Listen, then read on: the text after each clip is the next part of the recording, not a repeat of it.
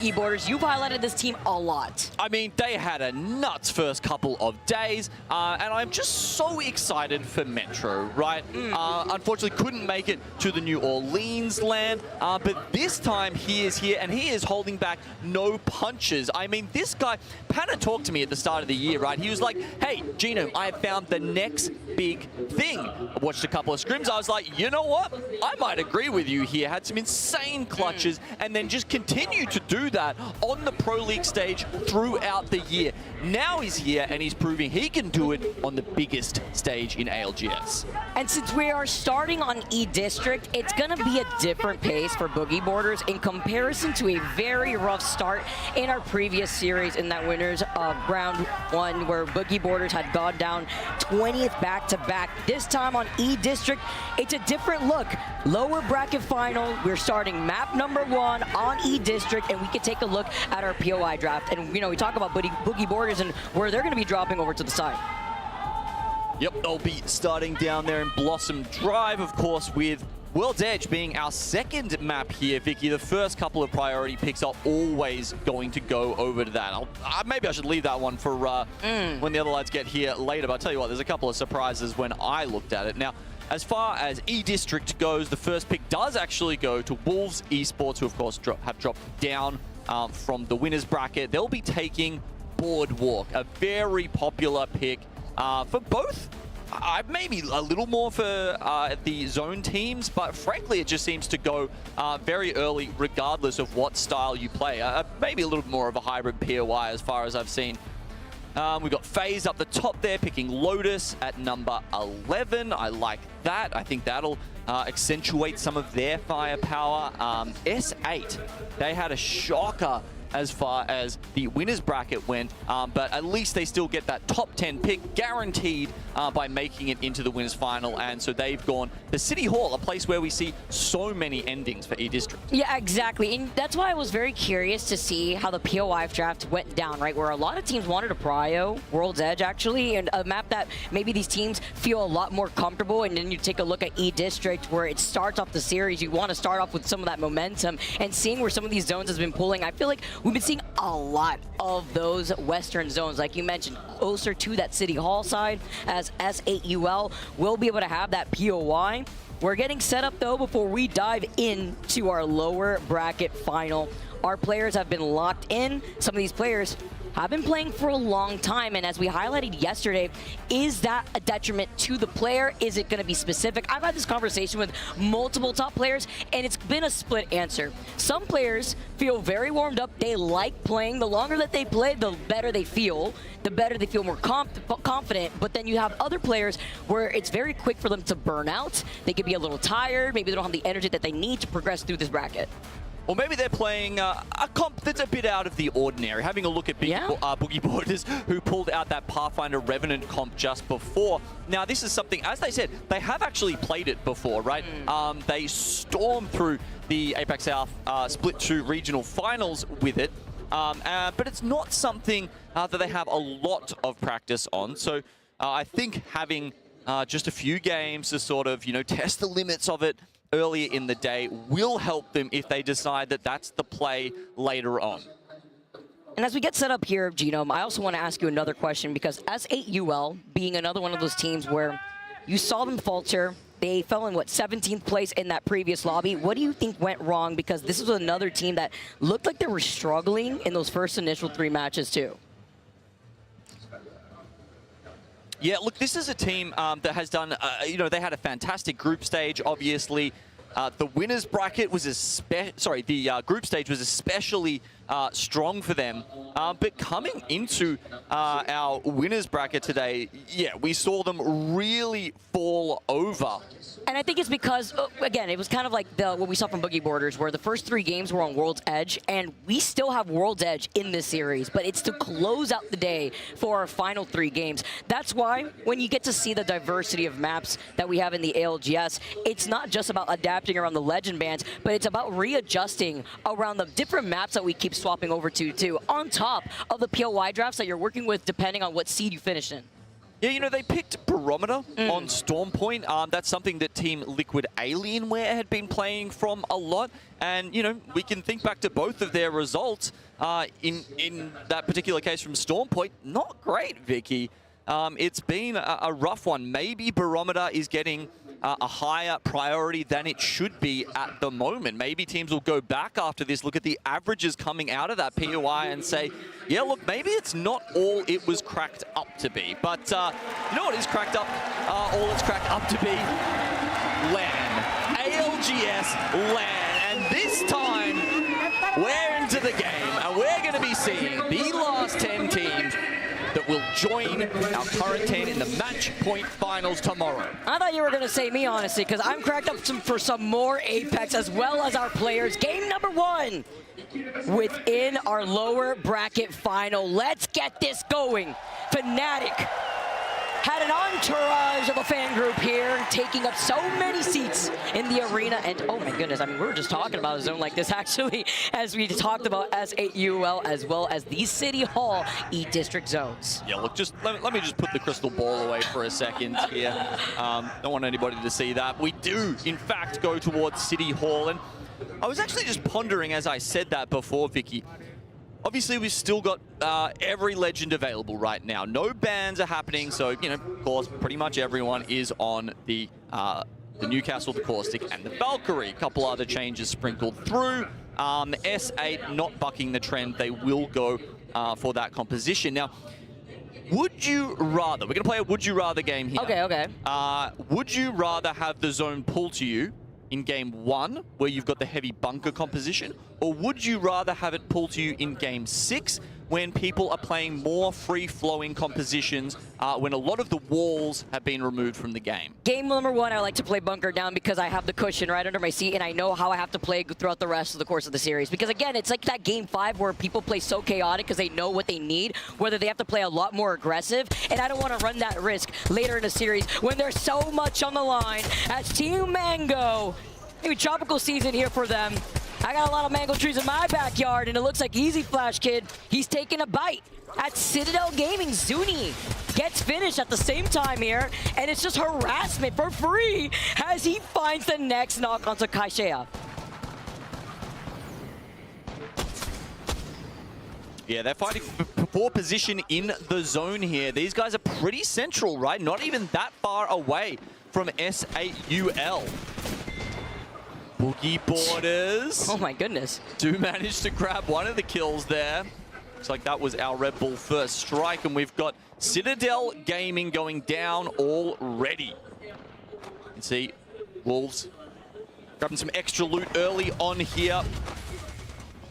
But really, we're going to have some fights up here with FaZe as well. Now, this is a team that was very much impressed me over the last couple of days, but just faltered when it mattered most. Clearly a team that's like silent but deadly, right? And while this pileup is happening on the north side of the map, it's the control for the ring console that they're fighting for. SBI now, Mike, with the alternator and the purple extended energy bag is all he needs, with some help from Egoist, the Bangalore, and it's only up to Zayn as he tries to fly away, but nowhere to run and nowhere to hide as SBI get the KP, hopefully, as well as the resets as they lost out on their Valkyrie, and look who's prowling about. No one's going to contest this, by the way, even with the ring console behind SBI, because there is such a big pile up over here on the City Hall side. Yeah, and I think that ring console is probably the reason why they've stayed put. Yeah. Okay, Resort is their POI, but they're not moving further southeast, southeast, where they think the ring is probably going to pull, where teams like S8 are playing,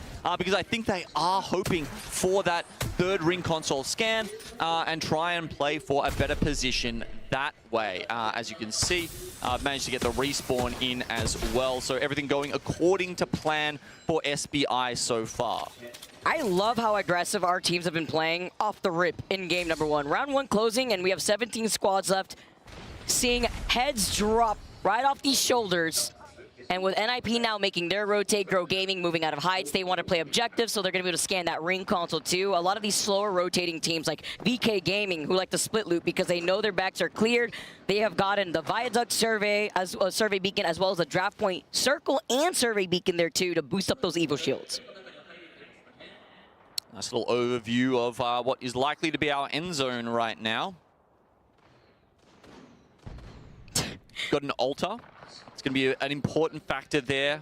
S8 will fear you. They'll have to be watching those void passages if anyone tries a sneaky entry that way. Just hearing the chorus of triple takes ringing in my ear.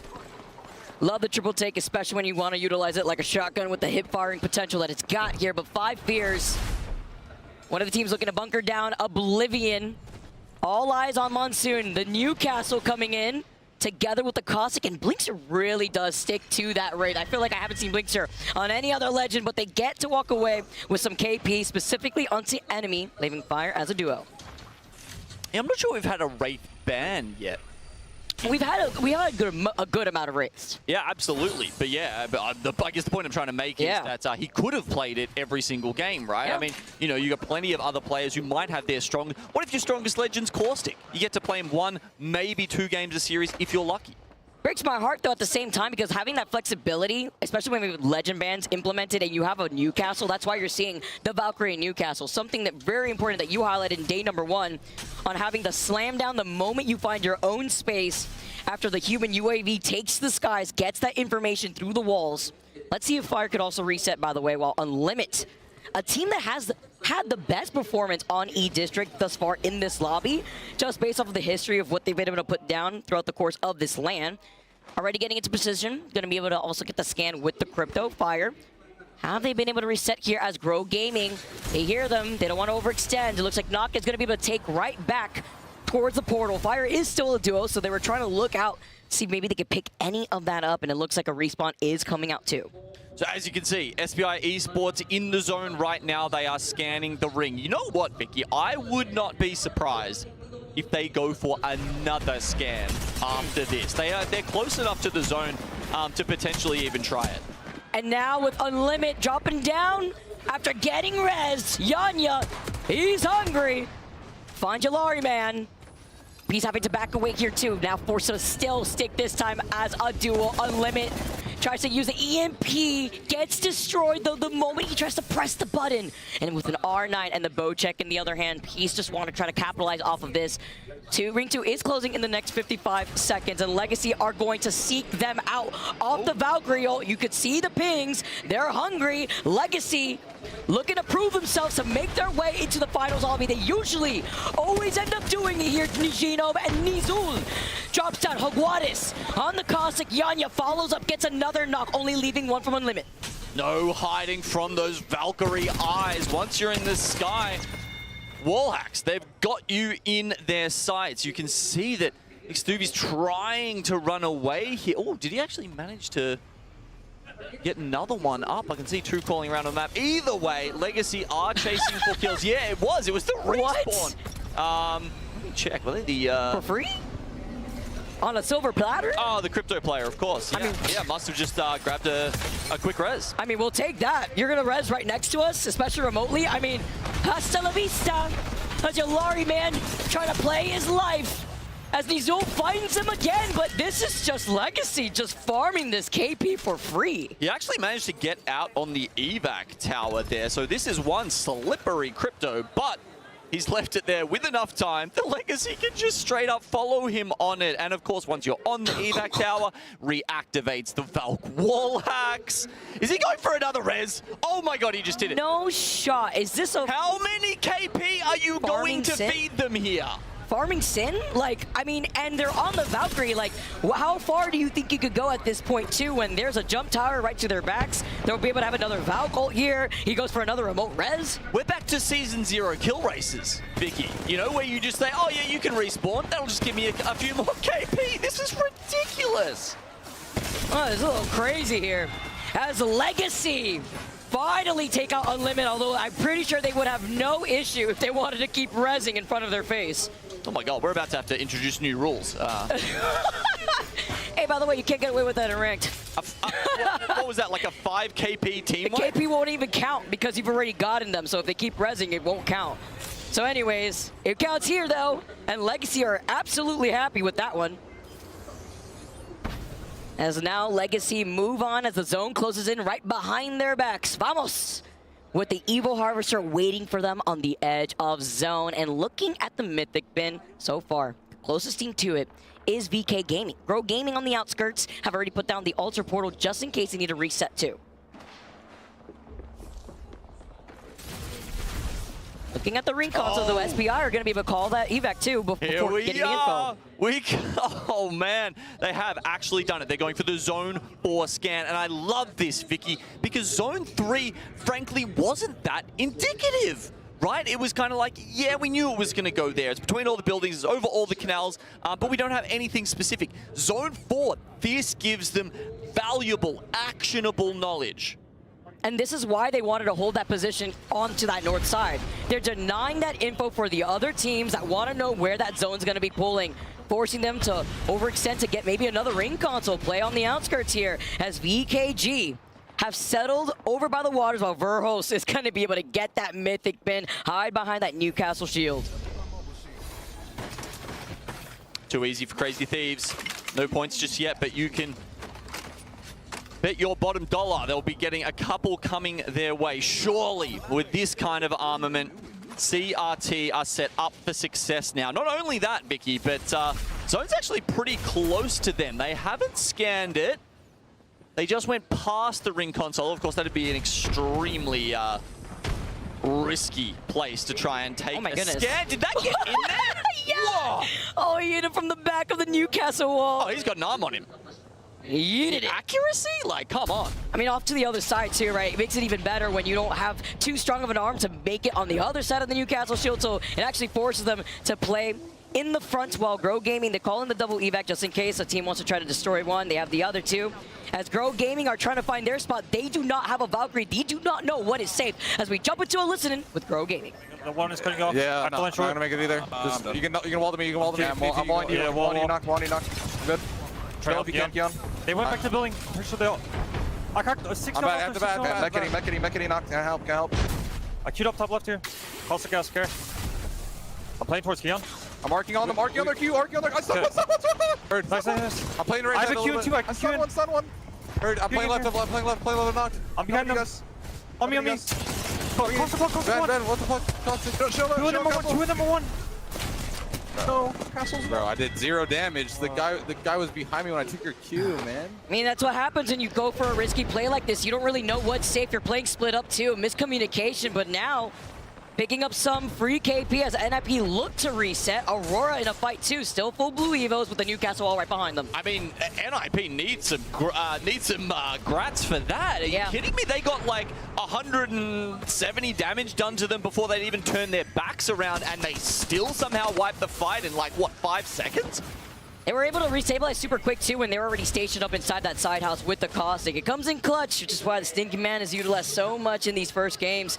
Newcastle and Caustic, by the way, are tied for the pick rate of this first game. All Fire Straits do get eliminated. Fnatic getting even more KP for themselves, trying to start off strong here. I believe they have like 2 KP or so just off of that alone. SBI still control over the bridge for now, while Fnatic have to eventually start moving into that next zone. They've got some ground to cover ahead of them, Vicky. Absolutely, one of their APAC North colleagues just ahead, SBI, and Ninjas in Pajamas now moving from behind, and we've also got Oblivion watching from just about the cusp of the ring. Still 14 teams in this, and SBI actually are forced to take the Void Nexus all the way back. I think the reason why they want to do this, though, is because they know NIP are right behind them, and they heard Fnatic originally. They could just use that to reset to go right behind NIP and sandwich them instead. As you see, Wolves Esports gets eliminated. Blinkster with the Kraber. Now gets the knock onto Yuka. Yeah, apparently the ground in front of them was filled with mythic weapons, unfortunately. Not exactly the kind of terrain you want to cover. Oh, look at the feed, too. Monsoon with a charge rifle. It wouldn't be Monsoon without it, honestly. Name a better duo than Monsoon and a charge rifle in his hand, while Fnatic keep playing Ring Around the Rosie, taking turns to see who gets these reses. Talk about the Ultra Portal, trying to go right through it, as Egoist is the last one alive for SBI. They have 5 total KP for this team. While we get to see Phony getting a knock with that nade. Cannon as well, A lot of these teams are dropping while Jen Burden follows up with the Caustic Gas. They're holding it down here for Crazy Thieves. And you talk about the Mythic bin. They got the card in their hand. Phony gonna be able to remotely pick that up thanks to the Ultra Passive. How good does that feel? when you get a Mythic weapon and that gift from the Rift. And we also had Verhos originally, too, open up that Mythic bin that we saw earlier, like uncontested right there in front of a lot of teams who were still making their way into the zone. With 12 spots left, they have the high ground. Don't want to overextend. They're playing this safely from within the building. SBI Esports do get eliminated.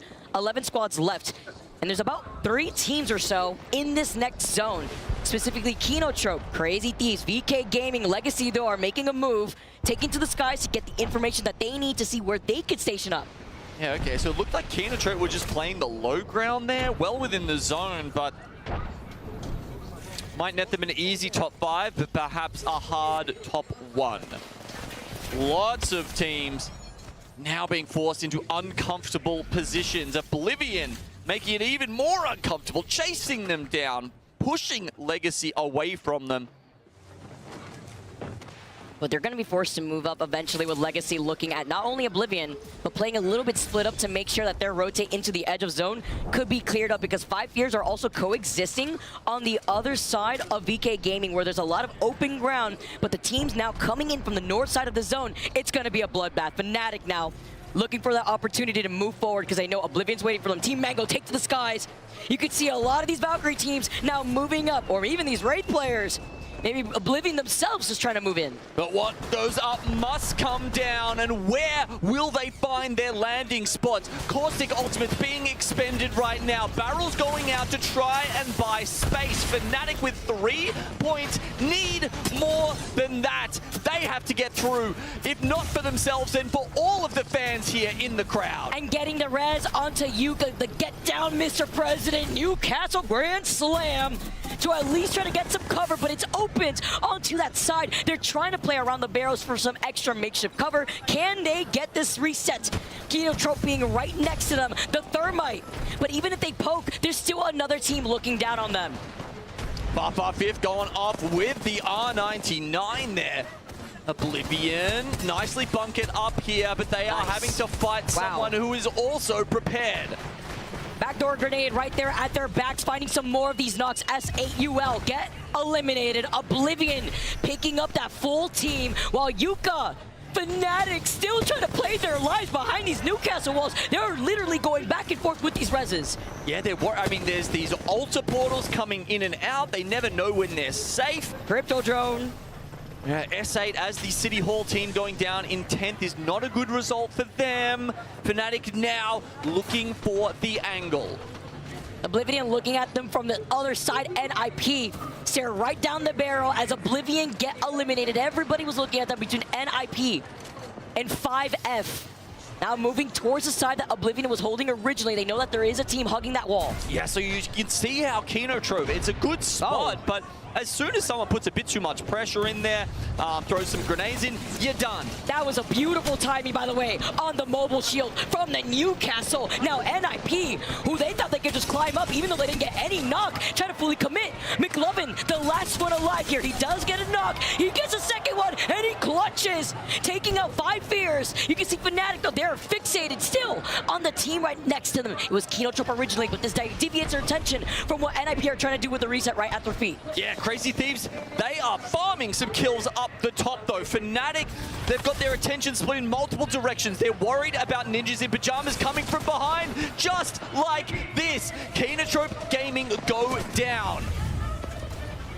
And NIP now move up instead. Fnatic had stayed alive long enough to even get another Newcastle wall. McLovin having to be careful, trying to play around these caustic traps, building up that space, because no other team is staring at them as they destroy the Newcastle wall right in front of them. Mozem's out. Yuka moves up. He gets the following knock. The crowd giving them their energy as Libo Ace with the hipfire shots.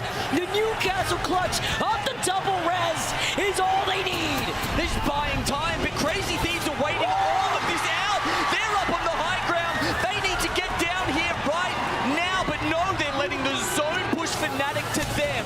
Thank you very much, Fnatic, because Crazy Thieves come in for the first game dub of our Elimination Bracket 2.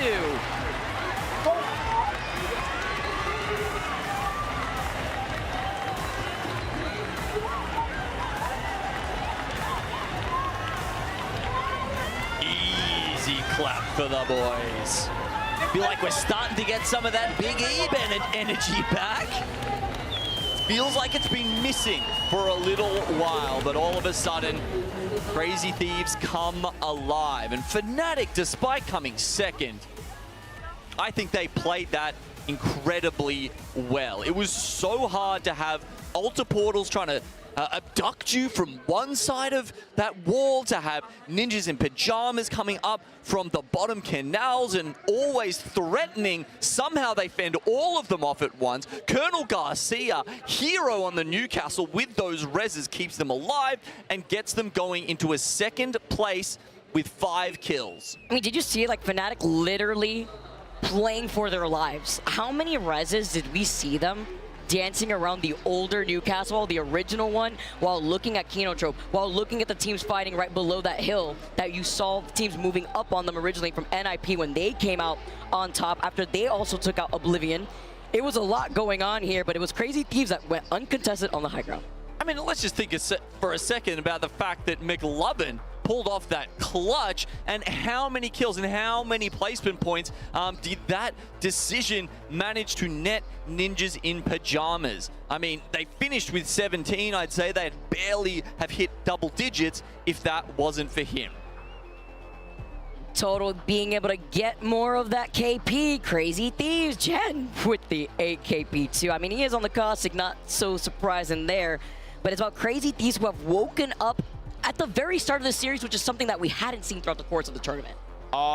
Jen Burton has 8 kills. Yep. So look, Big E energy, sure, but right now he is in the shadow of that man. It's because Jen Burton's saying he's coming for Samantha instead. It's going to be a different look here, maybe. I mean, that's what I said when it comes to the Caustic, though, right? Are you so surprised when you have so many teams trying to push onto your building? Yeah, well, look, talking about picks, the thing that stood out to me about that top 3 there, Vicky, was the fact that 2 of the teams were running Altar. Everyone sitting here on the Valk, 2 out of the top 3 teams are going for Altar. That's such an interesting decision and such a weight towards the top of that lobby. Goes hand in hand with the way that we were playing on E-District, right? When you start off the gates on E-District, what kind of compositions do these teams want to roll out with looking at their POI draft? The Altar allowing for a lot more of these resets, but when you know that there's so many buildings to coexist in on E-District, you have to be careful for some pesky kidnaps, but also amazing potential resets here. That was just game number 1 on E-District. Don't go anywhere. We got game number 2 going back to E-District on the other side of this break.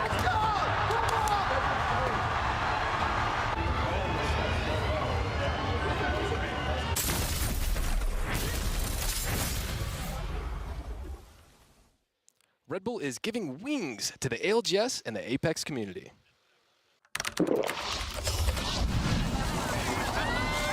Red Bull gives you wings.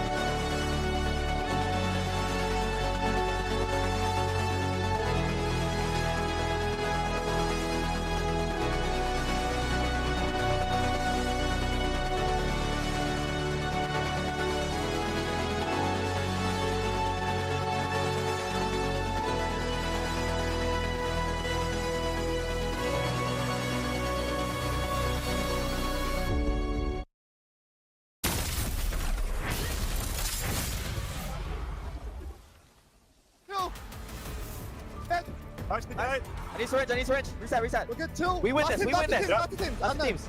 Look for kills. We have zone. We have to go crazy. Yeah. We can get some kills here. Look at it. Yeah. Don't underneath. Knock. Wait. Just wait. Let him rest. Reset. Swing it. They're resting. Dead. That's one. Let him come, bro. Let him come. Let's go, baby. Welcome back, everyone, with the blazing comms here. From Crazy Thieves to steal that first game, they cleared their backs, they cleared Legacy, and you could hear the comms, let him res, some more KP to set us up nice after taking that win with not only 12 KP, but 12 additional points to add. Oh, I'm sorry, Jen. Was 8 not enough? We're at the end of the game. He's obviously the kill leader at this point, and he is still greedy for more. And, I mean, you know why. You know, because all 3 members of that team have lifted the trophy before, Vicky, and they want to do it again. This was like Verhulst tweeted, like last night. Oh, I get it now. Welcome back. Welcome back. Maybe a little late, but better late than never, I always say. And they're looking fantastic to open up our series. Last chance opportunity. Top 10 teams will make their way to the match point finals lobby. That starts tomorrow for our championship.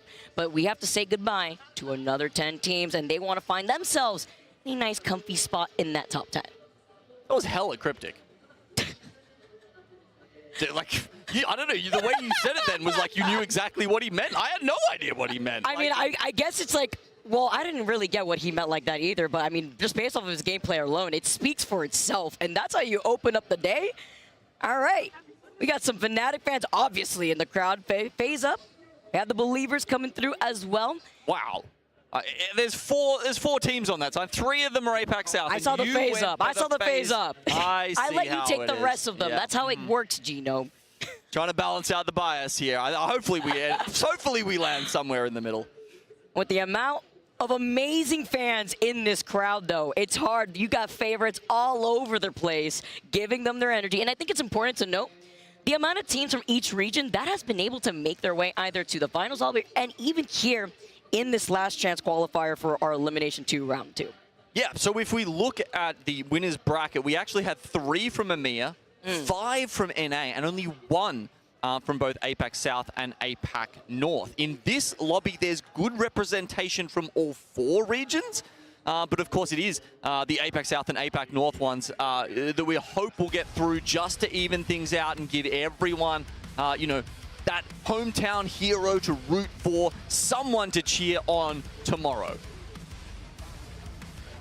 Trying to be that representative for their region as we get started once again on E-District. I don't want to see the farming sim, though. You're doing your herbal runs here. Your herb runs, rather, honestly, but the way that Legacy was playing, they made themselves sit down in that top 3 spot. But it's about that dub. They did secure a good amount of that KP. You'll be able to walk away with that. It's like a Christmas coming round 2. And as we get to take a look at where this zone's going to be pulling this time around, let's get started. Game number 2. I like this lead that we're currently seeing thus far already for Crazy Thieves. 24 points. That was with 12 KP. NIP, you were just talking about the clutch moments, as NIP have been able to finish that off with 10 KP, even with Fnatic coming in second with 5 KP and a total of 14 points. Yeah, look, it was a 36-point cutoff when we looked at the winners bracket. So, you know, maybe we're expecting something similar to that here.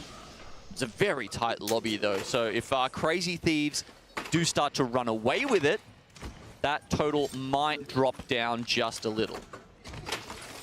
And with Caustic being banned next, right, you get to see the Ramparts coming out. Newcastle not going to be sent to jail just yet because you're going to have the Valkyries out to try to help reposition with those Newcastle Grand Slam walls, as well as the Ultra that I love that you pointed out too, right? A different game plan here as we get to see Crazy Thieves still up for that composition with the Rampart now.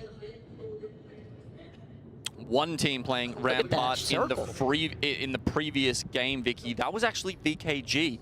They've stuck onto it. Lots of other teams have joined them. But the circle is chaotic. Pulling towards the outskirts of Energy Bank, more towards that northeastern side. You already know the teams like Fnatic, FaZe. FaZe do get that ring console. They'll have information as well as Fnatic over by the survey beacon if FaZe do want to push from that direction. But they'll probably prio that Evo Harvester that's to their south. But I'm specifically looking at the Galleria with a survey beacon and ring console of information that NIP could get on their rotate too. Yep, you can get through there with Alta as well, so plenty of those teams can make that scan and then just zoom straight in. Of course, it won't end in Galleria. Chances of that are 0%. It almost certainly is going to be an Energy Bank finish. Especially closer to those bridges and that northern choke that we've seen so many times.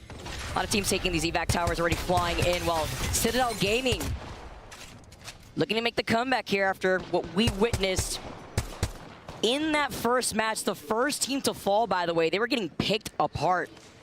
I believe it was like Boogie Borders that were able to beam them with a G7 before Boogie Borders met them back in the lobby. Here's that information, though, when you talk about that ring console. Over by Draft Point, they were looking up Fire Strays originally. I don't believe they had access to that survey beacon. I know Legacy's coming from their south. Speaking of Legacy, they finished up with 7 kills in the last game, Vicky. But that was just one team wipe. What's going on? My brain's not connecting the dots here. Can't get away with it, Rand. I can't believe it. It's like literally a present delivered at their feet. Thank you very much, Crypto. And Legacy did try to show their face, but they got the zip line right there, the balloon to take, and they're already pinging the team that they're looking onto before they make their next rotate. There is also that Evo Harvester if they haven't been able to obtain that already, and it looks like Citadel Gaming are upset after game number 1. Holding forward to closing the gap right now. You can see the pings. Because they know a zone like this that a lot of these teams want to hold these chokes because they'll safely be behind these rampart walls, and because Newcastle is obviously still available, a lot of cover that you can make for yourself. I hear the Sheila coming in from Citadel, but they don't want to give up the space just yet too early because another team could technically wrap them right behind them.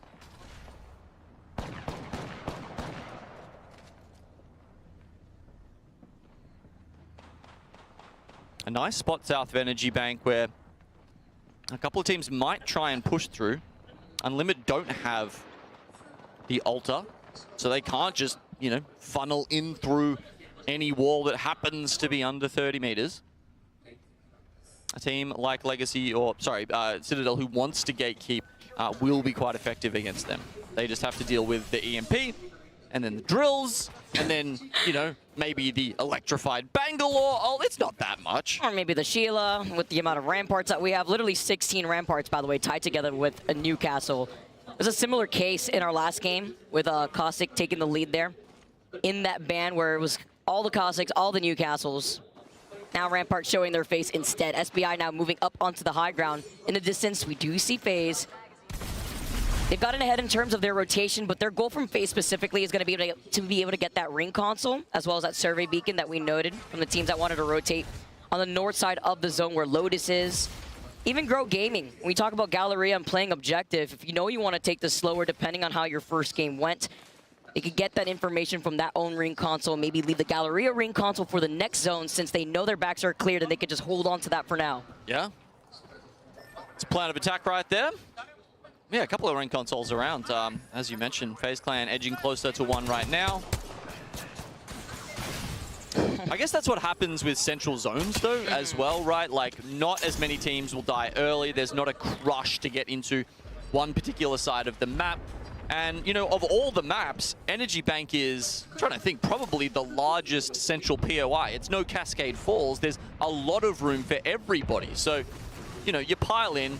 It's kind of like a central skyhook, in a way. Yeah, there's just a lot of open space when you're really down in the middle, closer to where the replicator usually is. Got to be careful with so many areas that coexist, and with the amount of ramparts there are, don't hold that door unless you got a barrier, maybe even a Newcastle wall right there too, because it's going to just get blasted down as S8UL actually in the middle of what I was talking about before, but they're looking behind them.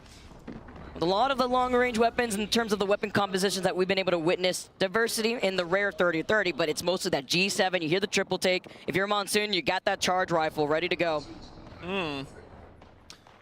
Well, a very lovely man just handed me a cup of tea, so I hope the players in the booth over there are keeping their hands warm as well. Hope they had the hand warmers ready to go and make sure the trigger fingers are primed, because I tell you what, it's pretty cold here in Sapporo, Vicky, and these are potentially conditions that the players are not that used to. No, gather around the campfire, because they're going to sing the campfire song here underneath a lot of these buildings where they could just station up and not move from the spot here. If anything, maybe try to gatekeep more of these teams that want to just play objective and get that information. They're not going to be moving anywhere, so you could expect them to get a little chilly before they start going into that next zone for the teams that do not have that information, who do not want to risk putting themselves in a bad spot, especially closer to where we see SBI located. The Crazy Thieves, you're just waiting to see where that next zone pool is going to be, because they only have access to where this zone is currently right now. I mean, SBI got that 4th zone information last game, and they didn't actually manage to do a lot with it. They got a couple of kills, funnily enough. A couple of those coming from the start of the game, if you'll remember, when they managed to defend the ring console. But it was interesting that that play, unfortunately, didn't work out too well for them. FaZe Clan, it looks like they are dueling with Grow Gaming over this ring console that we've highlighted a couple of times now in Galleria. It is hot property. This is what I was looking forward to, because I knew that, especially looking at where that zone pool is going to be, the teams that did have that info do not want other squads to have that same amount of information here. Boogie Borders looking to engage, and with a gold alternator at that in the hands of the young gun legend Metro. In his first land, looking to make a statement now. Last chance opportunity here in this game too. While Monsoon, it isn't the Char Drive, instead it is the triple take. Putting that down for now, but it's going to be Raki. Also looking fantastic with his own alternator. Purple mag here for him to work with. They want to break down that Newcastle wall. Maybe go in for a counter slam here, but while this fight takes its time, they know that they're safe, but they have to eventually start moving in once the zone closes up in the next seconds. As their backs are closed up, VK Gaming could try to contest here if they take too long. I mean, weirdly enough, at that range, you actually probably don't mind not having the double tap activated, but who's this? Someone's coming off the back for Boogie Borders. It looks like it's Citadel Gaming? Oh my god, through the Void Passage! No, and he cannot soon he pays for it! No way. And now the EMP from Kinotrope, that's what we were wondering too, with a long fight. Now Kinotrope have the green light. Boogie Borders looking to reset as Kinotrope see that they're too late to the fight. They've lost out on Vols, and now they have to take the ultimate right back around. They're going to be able to try to spawn out that altar, and they do bring the altar back. I mean, eyes on the back of their heads. They were fully focused on the team in the choke ahead of them, and somehow they just turn around and Thanos snap Citadel out of existence. I like how patient they played that too, because they were playing off the stairwell as well, right? You want to add in more of that pressure, bring more of that noise and attention, and with so many altars, you have the reset potential. You know that some teams could afford to go in for an int, but a team that can't int right now as a duo, it's going to be Legacy. May not be gifted the KP that they were gifted in the last game. It's up to Yanya, who's trying to pop an accelerator. There's so many triple takes.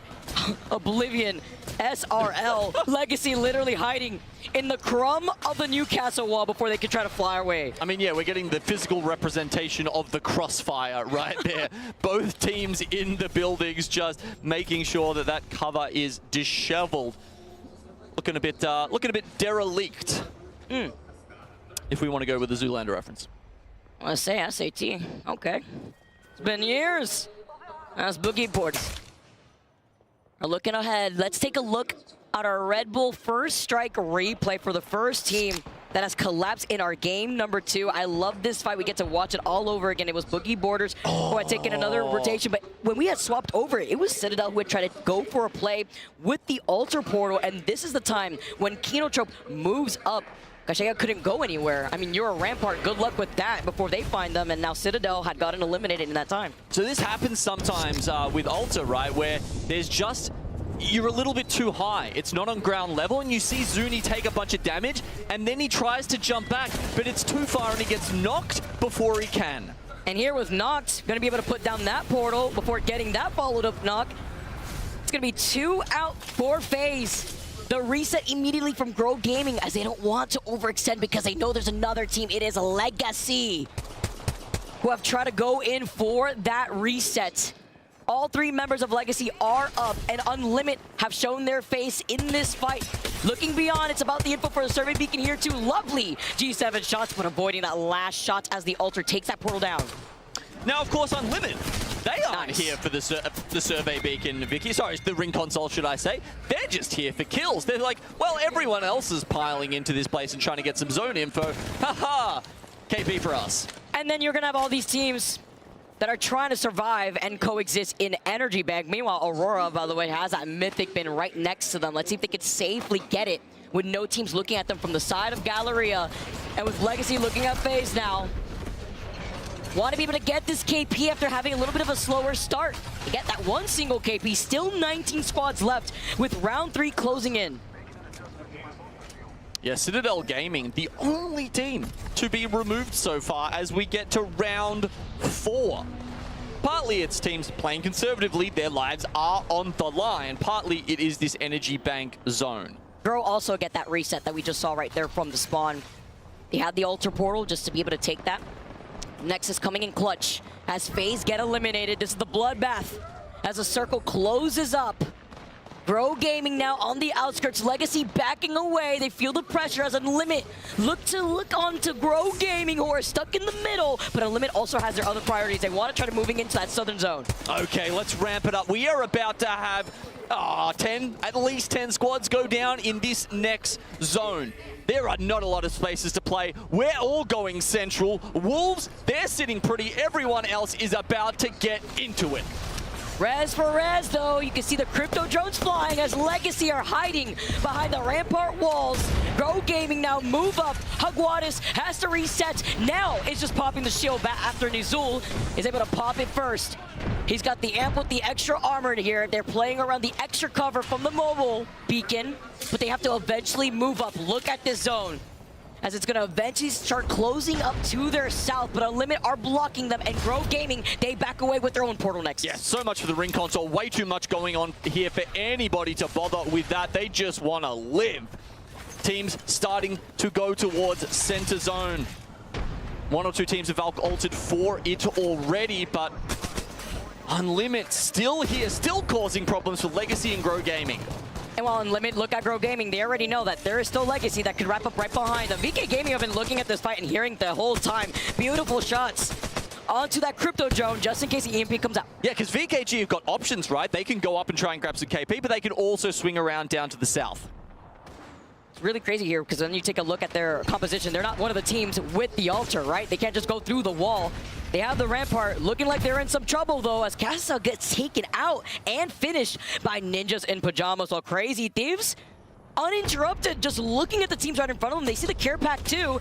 And let's jump into a listen-in with Crazy Thieves after they just won that game number 1. We need to kill this, we need to kill this. We're gonna fight each other, we're gonna fight each other. Come to me, just play to me, play to me. I'm making it. We're good. Mad. No, the zone. Right in front of us. Okay. Keep back, Come. playing. We're gonna go left, triple left, bottom. I'm ready. Go. Ready, 3, 2. Take it. Six. Rampart. Dead. Good, you're good. I was on that. We're good. Moving forward. Swing up. Yeah. Come to me. Do an accident. I'm dead. Come to me. Come to me.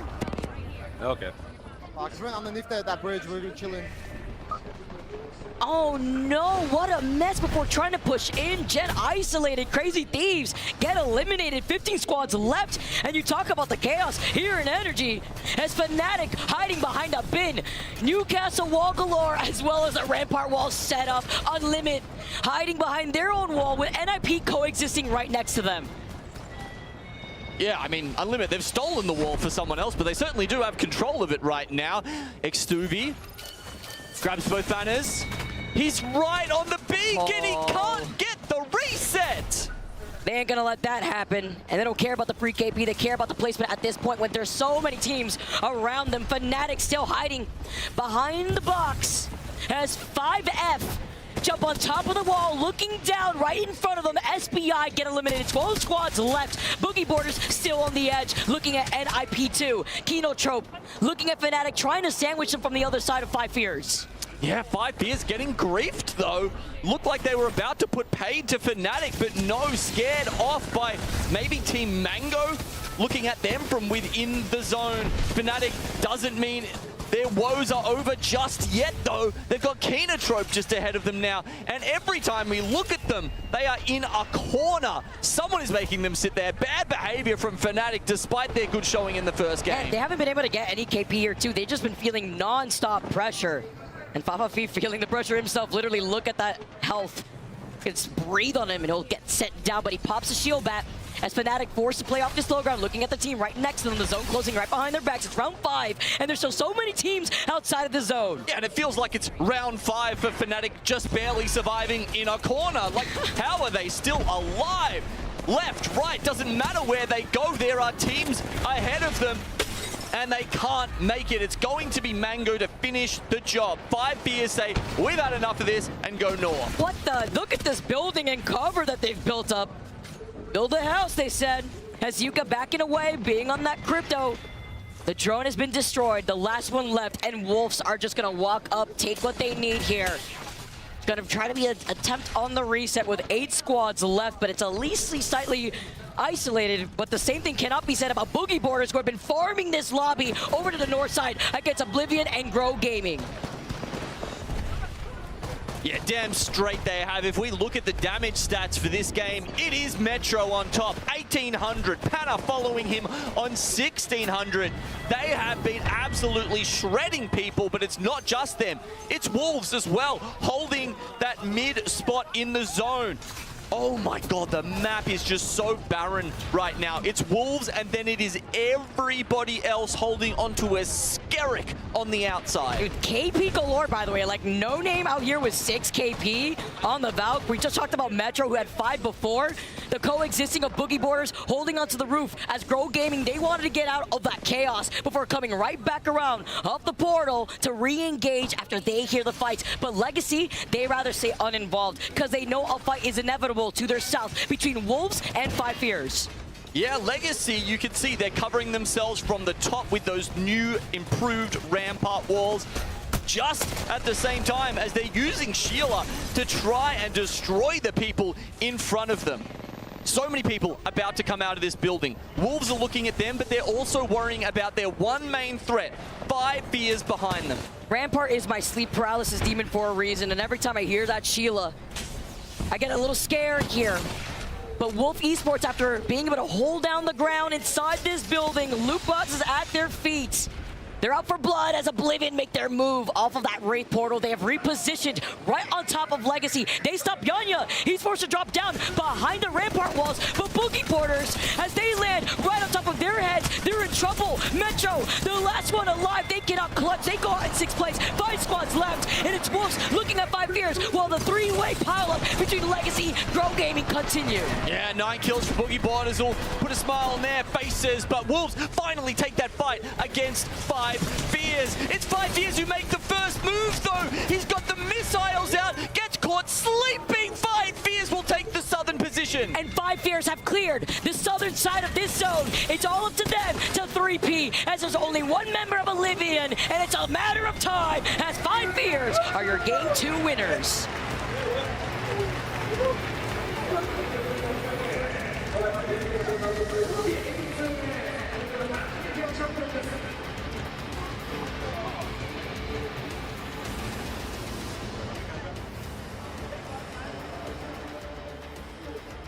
Wow, 5 Fears. They were the only person that Wolves were worrying about, the only team, and it seems like they were all 5 of their fears at that point because they unfortunately go down. I've got to say, I don't know if this was intentional or not, but the fact that it was like the millisecond that missile swarm came out and your gun gets packed away, they went in, and that was literally the amount of time that they required to wipe Wolves. It really helps out when your POI is energy bank too, right? And you're able to find that position relatively early. Harassing what we saw from the other side of Fnatic with Kinotrope to their backs as Kinotrope do land in settlement, so they were also able to take that back end position. Being able to finish off with not only the dub, but 7 KP. Oblivion with Monsoon, by the way, surviving to 2nd place goes huge since they were able to get that 5 KP. Yep, 9 placement points, not too bad on the back of that either. Hey, so here is our last chance qualifier winners, the Boogie Boarders. In at the last moment, but they might be here till the last if they keep playing like this. 9 kills for those boys in our second game, as well as 5,000 damage, big damage differential as well. I mean, it all started with that incredible fight against Citadel Gaming, and I mean, yeah, wow, like that was probably one of the coolest Red Bull first strikes we've seen, I think, so far, Vicky. I mean, the way that Citadel moved in, you were like, oh, they've they've completely caught them off guard, but all of a sudden, Boogie Boarders show us that they are not done yet. It was like the Lace interview power-up, right? Look at Metro feeling himself. Love to see it here as we take a look at the series results. Crazy Steves were still able to get some KP on the board. 13 KP in total. I mean, not as much as we saw from that first game, but that's how you get things started with 5 Fears, tying things up with 25 points. It's already looking a little congested here on the upper half of this lobby. Yeah, we're saying we wouldn't mind a couple of APAC South and APAC North teams to start joining their brethren coming into tomorrow. Certainly, it seems like APAC South is on track with Boogie Boarders, Team Mango, and Wolves now slipping into that top 10. 5 years as well, actually, there. So APAC North, a little work to do. Unlimit, certainly one of the teams that we were hoping would pop off here, as well as Fnatic. And I believe we saw the Newcastle and Rampart that were tied for that Legend selection in game number 2, which means I believe the Newcastle, looking at game number 1, will be banned next, which is detrimental since we're still got more E-District to go. This also could mean that we're not going to see as many Valkyries, maybe even more altars like you talked about, kidnapping opportunities, but the reset potentials to try to int on a team before going right back to the portal. I mean, Ult has been a massive factor so far. Always kind of is on E-District, right? I mean, how many cool plays did we see there with the Altar in our Energy Bank second zone? Well, here we go. That's 2 games in. Why don't we go to a little break here and we'll come back with more Apex and our last E-District map in just a second. See you then, guys.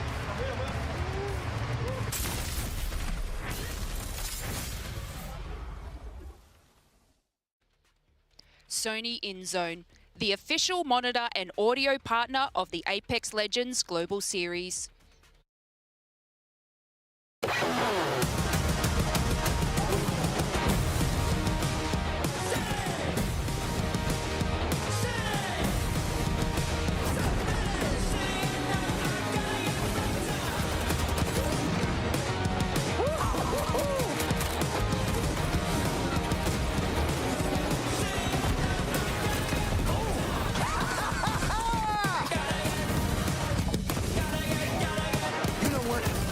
Deserve this.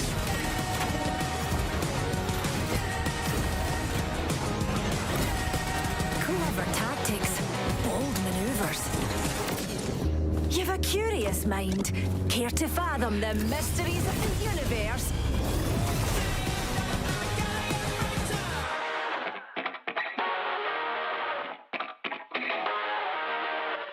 Get the military finger.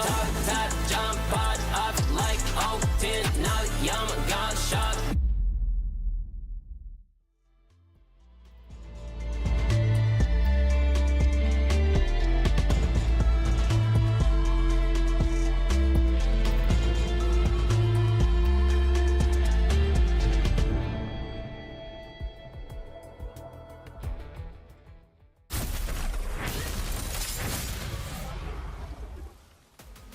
Don't โดดใส่แล้วต้องโดดใส่มา1 2 3กูยิงซ้ายมาได้ผ่านแค่เลือด2ตัวเดียวตายกูเทก่อนไม่ได้กูมาข้างหน้ากูข้างบนกูยิงซ้ายมาซ้ายล่างที่ผ่านเดียวเฮียพอดีสัตว์ 2 games done in the lower bracket final here in the beautiful city of Sapporo in our day 3 of the ALGS Championship. 1 more game to go on E-District to see where our teams settle before we make the transition onto World's Edge.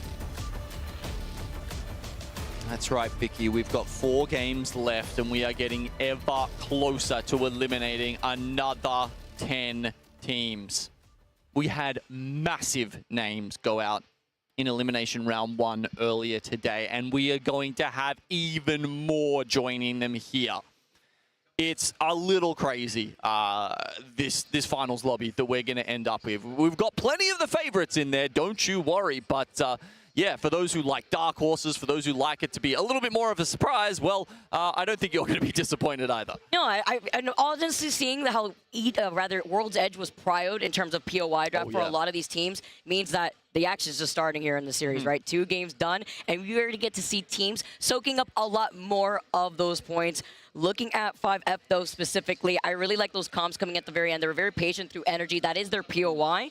And we get to see their faces. They were popping up earlier on in those comms, getting a little sleepy, but it's time to wake up after that dub. Got 7 KP. Newcastle, by the way, once again, will not be played anymore. He's back in jail for now after game number 2 before we get started here on E District. I also like the vibes here from Crazy Thieves. Oni smiling, was feeling himself just earlier after taking that first game. Yeah, it's a nice little change, isn't it, from some of the vibes we got almost all the way up until like the final game of groups, basically. Think about that mentality and being able to find that confidence. You got to ride with that momentum. It really started kick-starting for them at the end of the day yesterday. A little late, but this is the climb that they've decided to take. Got to hold on to that #1 spot, though, because it's not only about transitioning with the top 10 teams into that finals lobby, but you also want to have at least some sort of seeding priority when you come out of the elimination lower bracket final. Having a quick look at the scan of the scoreboard right now, and Citadel Gaming are sitting on a donut. Yeah. And that's not the one playing for Wolves right now, Vicky. That is a 0 points, and I am flabbergasted by that, to say the least. Zuni was one of the kill leaders. Citadel as a team were looking strong. How have they ended up in this situation? Look, 2 games in, 4 games is more than enough for them to grab a dub and, you know, maybe push their stocks up into that top 10. But wow, that is a rough start for them. The fans here too, getting creative. Wolves Esports having a lot of fans trying to give them their energy. No name specifically being called out, but it's 5F over in their POI of energy. Where will this zone be taking us here in energy? We keep talking about how often we see these northwestern circles. As we take a quick pause here before the action really kicks off on E District. Hopefully our players are loaded and ready to go, but while we get settled, look at this beautiful crowd in Sapporo. There are so many heads to count, and it's the second to last stage, you know. Just imagine what this arena is going to look like and sound like for our finals. Right? I mean, I know a couple of people who said, yeah, I might just turn off for Sunday. So the fact that we've got the this many fans here for Saturday is a very, very good omen. Also, it means that they're way more dedicated than the other fans I was mentioning. Look at this. They're still coming out. VK Gaming. They want to see it. Do it again. VK Gaming having a great year thus far, but being able, oh my goodness, look at the, hold up. I like what we're seeing here. Got the Sasuke pictures too. Love the artists that we have in the crowd. They always have such a dedicated fan contingent here, and I love this. The, you know, that's clearly not an old flag. They've literally got them there holding that EWC trophy. #1 gamers. And we've talked about some of the other, you know, heavyweights that have gone home, and BKG, I mean, they have to be in that conversation. It has been a big drop-off for them. I mean, we were a little worried with, you know, QQ taking that break and how that was going to affect the team, but I think the consensus was still that, you know, what was it? To quote Jayhawk, I think it was like, you don't forget how to play the game. And the fact they've come in here and looked a little bit shaky throughout this tournament has given us some pause. So look, it's not over for VK just yet, but 4 points on the board after 2 games does give them quite a bit of work to do. 36 was our previous cutoff, so, you know, if we take that, it's something like 32 points more now that VKG would need across the next 4 games. 8 points a game, Vicky. Why don't we take a look at the stats too, just highlighting how all of our teams have been able to move up the way that they have, especially on a map like E District. It's gonna be Crazy Thieves versus our Game 2 winners, 5 Fear. So Game 1 winners versus our Game 2 winners specifically. And the difference maker too, with 13 KP going at the hands of Crazy Thieves. And we did see Jen pop off on that Caustic, 8 KP specifically for him. Well, we get to see 5 Fears try to replicate that with 7 KP in total. Yeah, I bet 10 KP rather, yeah. I bet he loves Game 1. I bet he loves getting let off the leash like that. An aggro character, the best aggro character in Apex Legends right now, you'd have to say. I mean, it's weird because he's a controller character, but the way that his util works is just devastating. And obviously, Jen Burton is one man who knows how to use that to his fullest extent. And there's one of his fans right now. I love it. Our fans have been coming out in waves. I have to highlight, when you talk about Jen and the Caustic, I had to look at the damage immediately. 5 Fears still have more damage over Crazy Thieves after that second game, but the team that has the most damage is actually Oblivion, and you could guess why, right? With Monsoon and those snipers, he's got like 9.1k damage done, but he's in the top 5 with the rest of his squad, sitting with 21 points. They gotta get those placement points aside from the KP and even the damage farming that they have been doing. As we get started, guys, thank you so much for your patience. Let's get this game number 2 rolling with 5 Fears. Once again, your winners of game number 2 to start things off for us. And I like where this zone is pulling, because you could see a zone like this. You could see, all right, let's go start moving over to City Hall, maybe play off the ring consoles if you don't have that information. But for the teams that do have that information, because there won't be a ring console this game around over by Galleria, like we saw earlier on.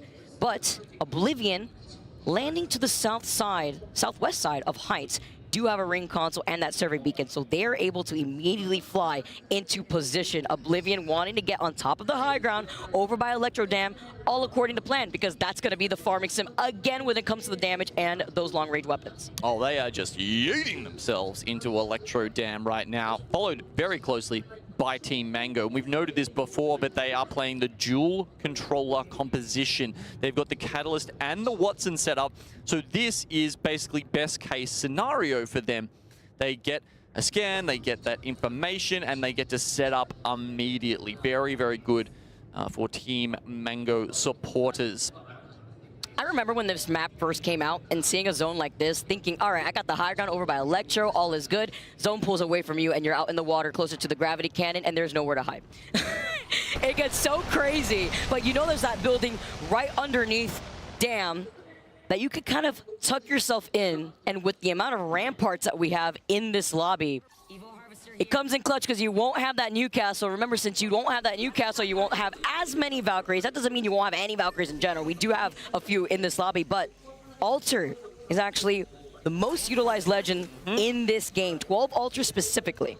Yeah, and we've been talking about how Alter, at the start of the LAN, I was saying Alter is the 3rd best controller legend. Now we're seeing it actually move up into the 2nd pick here, and that might be just because we're starting off on E-District, and Alter does tend to get picked a little more on this map for reasons that we've seen become very apparent throughout the last 2 games. It's a very good pick. It's a map that's kind of designed around her a little bit, with some of the chokes and walls that you can phase through, so that makes a lot of sense. But of course, yeah, as you say, it means we won't see her on World's Edge. Well, I like this actually. Instead of just trying to contest this way, they're just going to be able to take that Alter portal. You were just highlighting it with the creative rollouts that you can move into. And having Care Pack right in front of you, well, absolutely take that. Now going to be able to get a power weapon. I mean, the power to the people. I mean, power to Crazy Thieves maybe. As 5F looking at Wolves actually, no name right underneath 5F Thief. They do not see him. He's actually opting to rotate on the other side of the choke. 5 Fears looking to engage in another fight. The EMP to start things off. Scott is going to be able to move in together with the portal, but I don't like the fact that he has no mag on that R9. They don't have all that information, destroying that crypto drone without having to overextend. 5 Fears want to look to their backs to make sure that they do not get pushed from their 6. Yeah, naked R9's a bit rough. Can't one clip someone with that, can ya? Maybe if you hit a couple of headshots. In their time, though, with so many other teams moving up over by Electro, we know that eventually it's going to be really difficult to try to find your space with the water being so open, especially if the buildings over in that lot to the south of Electro has already been taken up by these Rampart teams. I think you're correct. I also think teams are starting to get a little skittish here. Vicky, where are the early fights? Where are the teams full sending it? I think these teams are worried about going home, and it is affecting their decision-making because, honestly, how could it not? And it really only is the LAN veterans that can get past that hump and play better in these high-pressure scenarios. And I think that's why someone like Panna on Boogie Boarder's team is going to be helping them out. I think that's why someone like Phony, that has done this all before, just like Jen and Burhals, but he's the one guiding them, will be so key in getting them to our match point finals tomorrow. Somebody else has experience as Vayne, but unfortunately, it's the map that has his number. He fell off. And the curve gets the res at the very least just as quickly, and they do have the insurance policy to move right back up to the height. But other teams have heard this. This also takes up that beacon for other teams to try to utilize. You see the crypto drones flying around. They need the fly swatter as Vayne gets taking a lot of damage before moving back. Yeah, that was a jump off the map, by the way. Yeah, I know. Yep. Oh, you were just sorry. Sometimes I just forget how nice you are, Vicky. You didn't want to point it out. I'm gonna call him out. I'll do it. I'll be that guy. I love it. That's why we got you, Genome. I saw it happen. It's Electro. I mean, it could be inevitable out here. Oblivion are holding height, but VK Gaming are holding on to their life specifically for that rampart before they're forced to back away. Trying to pop the med kit in time. They don't want to get caught on this rotate because it's Fire Strays to their back, and it was the fight for the survey beacon. If any of these teams wanted to take a much more roundabout rotation, they could have actually opted to go for the ring console to the right of where VK Gaming's pushing. Fire Strays now. They're coming up towards VK Gaming and SBI. Legacy trying to gatekeep as well with Fire Strays actually opting to go out. Now I want to see this map because, oh, what's that? It goes south? Galleria's in. Of course, as we said last time, won't end there. It'll end on the canals to the north of that. But as you can see, most teams clustered around the top of Electro Dam here. Not quite sure if they're expecting it to go that far south. Unlimited just kind of made it to City Hall, and I can tell you that's something I was expecting, Vicky, because I tell you what, in my pick'ems we had, what is the team that will take the most ring damage? I put Unlimit. These guys are very tardy in their entry to the zone. And I was close, actually. I think they were second or third, but... You've been really observing them on those slower rotates. You know what's crazy, though, too, for a lot of the teams that want to commit over on the high ground of Electro, if they're the ones rocking their ultra, they could just reset with their own portals that they maybe have been able to hide away to the south of this zone pool just in case they do not have a Valkyrie to try to reposition. As, again, I believe we have, like, what, 6 Valkyries or so in this lobby. As we now move in, rather 8 Valkyries specifically, but much more of these ultras, a lot of these cryptos to get that information, as well as the ramparts, 9 ramparts specifically. Kino Trope getting that info while also still rocking the Mad Maggie. Yeah, a couple Maggies running around. CRT, obviously, #1 team in the lobby, is also running that.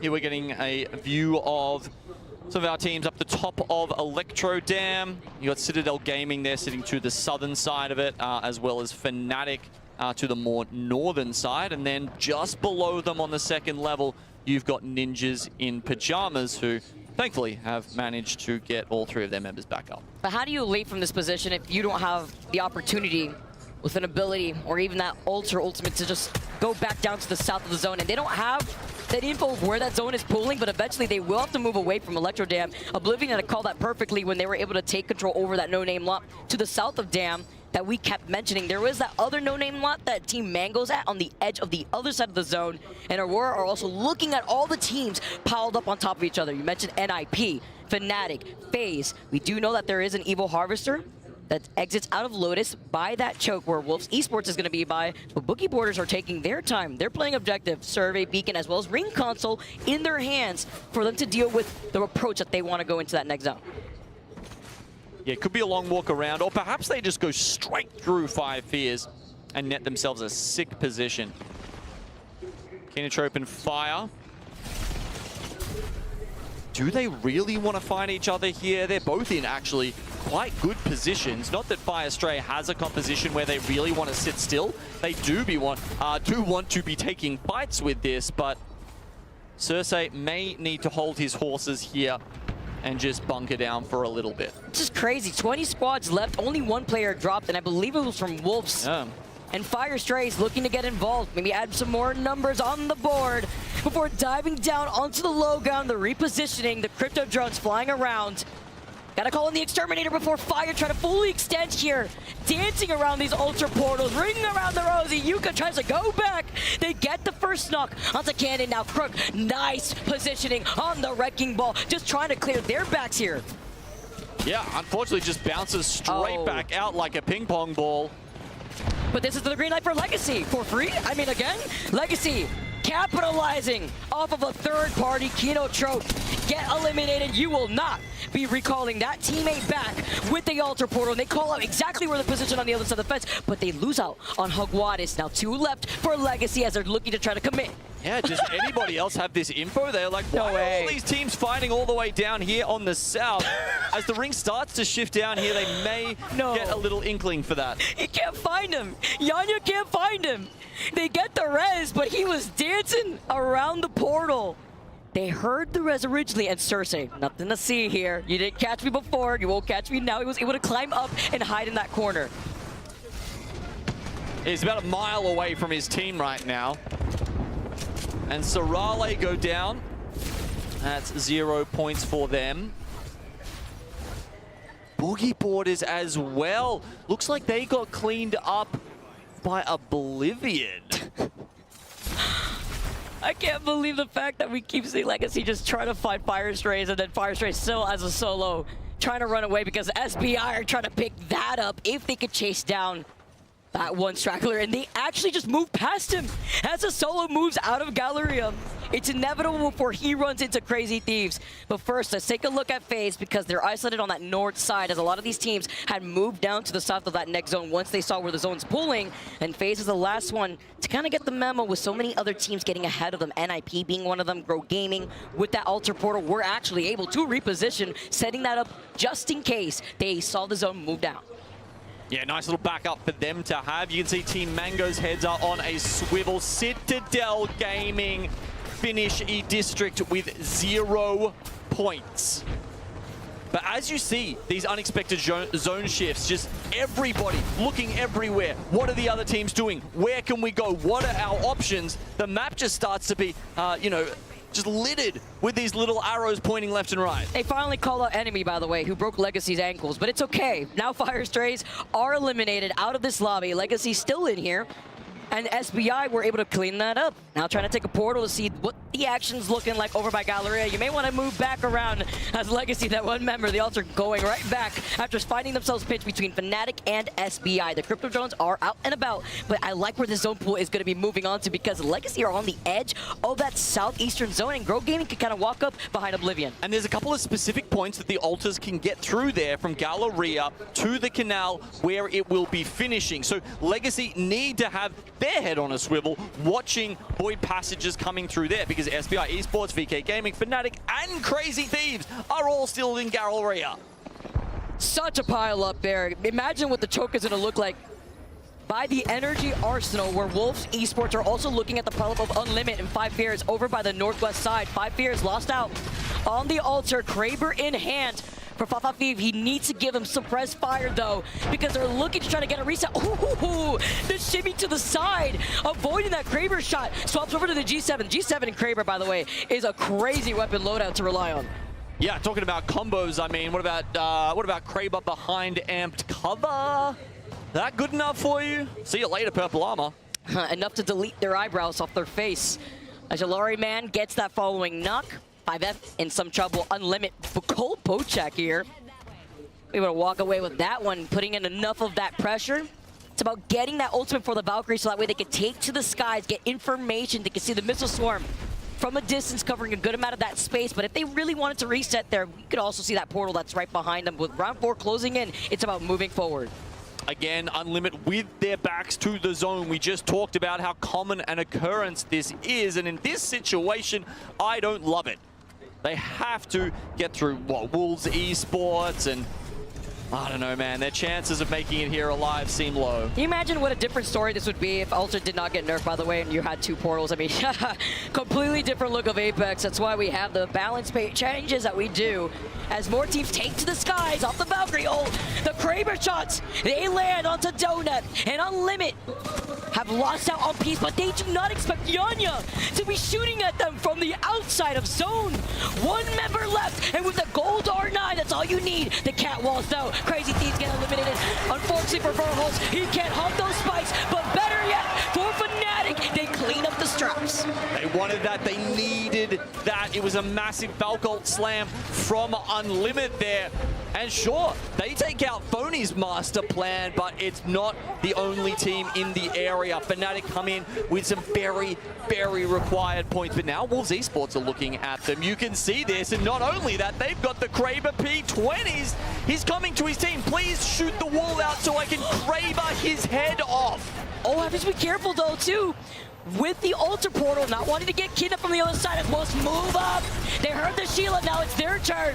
Dota in the back of the rock, SBI right behind them, and Yuka cannot clutch out as Fnatic get eliminated in 10th. Dota now walks up. He tries to go for the evil shield swap, but unfortunately cannot pull it off. Wolves are the next to fall as SBI, they were looking for the 4th party from the very beginning. We talked about Legacy having to worry about the void passages coming through from Galleria. It's their void passages. They are the ones that you worry about, and they keep just ducking in. And you saw how many teams he actually griefed there. Every time there was a 3v3 happening, Legacy's like, hey guys, just popping in here. I'll just grab 1 kill with the R99 real quick. Now you see me, now you don't, before moving back to the safety of the zone. That's why it's so important to be able to phase through these walls before going back to your team, who's also getting information in real time behind these rampart walls, looking at the action in front of them. NIP have lots of glove, and Kurib loses out on his shield here, but he has to reload. He goes in for the full animation, and NIP, they get eliminated. S8UL are able to get this res onto Legacy. No one's looking at them, but the zone is closing in behind their backs. Sharky, Mr. Reliable, does it just when they need him. Unfortunately, they're going to have to leave 1 behind. Or are they? No, they actually managed to bring him with them there. Must have been healing. And with 7 squads left, Legacy is still farming, still finding SBI in their line of sight. VKG to match that, finding that knock onto Monsoon. Grow Gaming moving up the Crypto Drone, giving them that information as Legacy pushing Hagwadis with a juiced up triple take. The hipfire shots are enough. Vamos Legacy as SBI get eliminated, and now Aurora, they're coming in for the 3P. No reset for Legacy. Yep, Grow Gaming, they take out Oblivion. S8 somehow with 0 time to reset. They'll take out VK Gaming.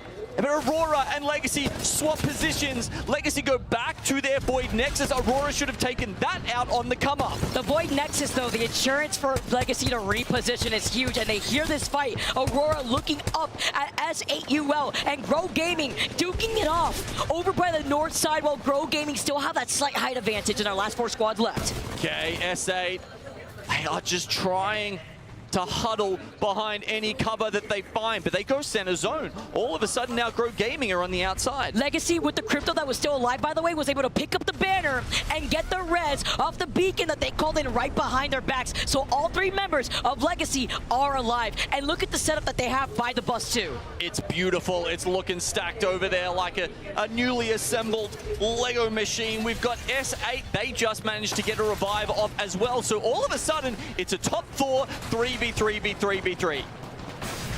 Oh no, Hiraka was trying to pop the ult out to be able to have the EMP. No Evo Shield swap, it looks like here. He's fully committed to the shield back, but he's got to get into the zone. Desperate times call for desperate measures. Literally one shot, but hiding behind the rampart walls for some... Chaco being able to find Yanya, though. He can't be as lax, as now he's got to sit up together to try to get that res, as Legacy move up away from Aurora.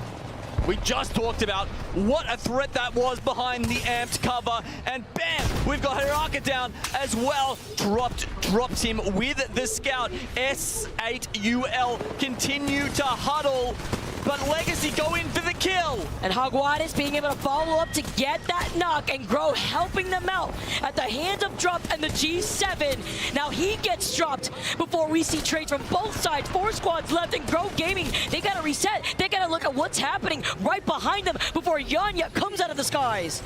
S8 go down, but 9 kills isn't too shabby. Slab is still alive, by the way. The solo of Aurora of the Wraith is still alive. But Legacy are looking to farm, and they did not expect Slab to be right next to him. Aurora still have one alive as well, but they go down in third. Now we see the final showdown. Legacy move up on top of Pro Gaming. It was just a matter of time as Legacy take the last game on E District for match number 3. El Legado. That's what we like to see, the pop-off from our Orgless team, Legacy. Crazy storylines following this team. And I feel like this is a team that doesn't get as much credit as of recent. Results could be shaky here, but with the meta constantly evolving here, trying to find your footing. And this is another team I would like to highlight is very momentum heavy. This is another team when it comes to their mentality. They like to push that into World's Edge now as we make that transition going into match number 4. But it's about keeping up the KP value that they've been able to find over the course of the last 3 games. Oh, they've got tons of it, Vicky. They're sitting on just about double as much as anybody else in this lobby right now. And look, we're only doing the first 3 games here, but as we hand it over to the others, Vicky, we can actually say, I think we've got one team in the match point finals tomorrow already, and that is Legacy. Here we go. 24 points for them. Grow Gaming pick up an important 15. S8UL, who we also mentioned were having a slow start, managed to grab 14. We talk about some good luck charms, by the way. And there are some rare moments. I haven't been able to cancel for Legacy as much. They were my pick of predictions going into this series, but I was not expecting Legacy to have 27 total KP in just 3 games. They sit at the very top with 48 points. Grow Gaming right behind them. They haven't found themselves a dub, but they have been able to find themselves KP. I mean, I love that from Legacy. It was one of the smartest, most aggressive, most proactive end games we have seen this tournament. The way that they were protecting the important space on the Electro Dam side of the wall, as well as popping into Galleria, and they single-handedly ended about 4 teams. You know, maybe not with their own hands, but the fact that he was popping through and getting those R91 clips just meant that they didn't have time to reset. Exactly, and you're just griefing other teams, right? They're feeling the pressure, they're utilizing their utility because they're feeling scared, and then they're looking to their backs to make sure that there's not going to be another team trying to 3P them, and that's the beauty of the pressure that we've been seeing from Legacy. I want to hear more from you guys over by the desk. I hear you guys have a special guest with you as Jumba has joined us. That is right, Vicky. We do have a special guest, okay? Jumba's decided to hop on during this series here because Elimination Round 2 was just too exciting for you to stay away from. We're going to dive into all of that here in just a second, but for now, say hello to everybody. What's up, everyone? Yeah, it was a year ago at this event. It was my first time on the desk, so what better than to be back finally with you guys? Also, you know, Jumba, one of the many amazing minds behind a lot of the hilarious content you've been seeing all weekend long, so big shout out to Jumba for that as well. Give me your thoughts real quick on what you've seen out of the competition so far this weekend. Oh, it's been some of the most competitive Apex I've seen in like the last 2 years. It feels like finally like all the teams are very much on an equal plane, and we see that with every game ending, you know, close to 15, 18 squads. It's been awesome. Yeah, this has been a very fun Elimination Round 2 so far. Lots of these teams starting to pop off when it matters, okay? We are now halfway through the last series of the day, and we're going to take a look back at those final moments to see how we've gotten to where we are. So, Snipe, talk me through match number 1. Yeah, this match one, we saw the Crazy Thieves honestly come out with a big one, but honestly the story was this fight right here with the NIP, and then we had Fnatic come in. This was honestly one of the most fun fights to watch this whole match right here, as you had Vayne going in the 1v1 right here. You see how intense this gets. Just shields all over the place. Fnatic gets a big win. You had the entire crowd popping off. And honestly, Crazy Thieves, they just put themselves in a really good position this entire time. They were playing from height. They were letting these teams play it out. And then they just decided to capitalize on it when everyone's down. So Crazy Thieves with the big win in the game 1. They've actually had a pretty poor performance in the games 2 and 3. So it was really good for them to get that momentum out right there. Yeah, so then in match 2 here, there's a 3-way fight going on one half of the zone. So 5 Fears, they take that opportunity to just jump Wolves and absolutely destroy them. It's textbook Apex. There's no new revelations here. And what do? It pays off for them. Right after this fight, as they clean up, Oblivion's left as a solo on the other side. They walk over, easy cleanup. They take over this game, and they walk out with a win. If they keep up this momentum that they had from this game, we'll have 2 tied teams in the finals tomorrow, which is going to be really exciting to see. Absolutely, and as we head into game 3, guys, I have to say, I'm getting real sick and tired of people around the world doubting this Legacy team, whether it be when they contested Optic and almost missed land back in year 3, whether it's when they fell to the Elimination Bracket in the midseason playoffs just 6 months ago. So many people feel like this is finally the time that this team's run comes to an end, and every single time they have the clutch gene and make it through to the finals, and when it comes fight or flight, they always choose to fight, and they win those more often than not. And so I love to see Legacy popping off right now.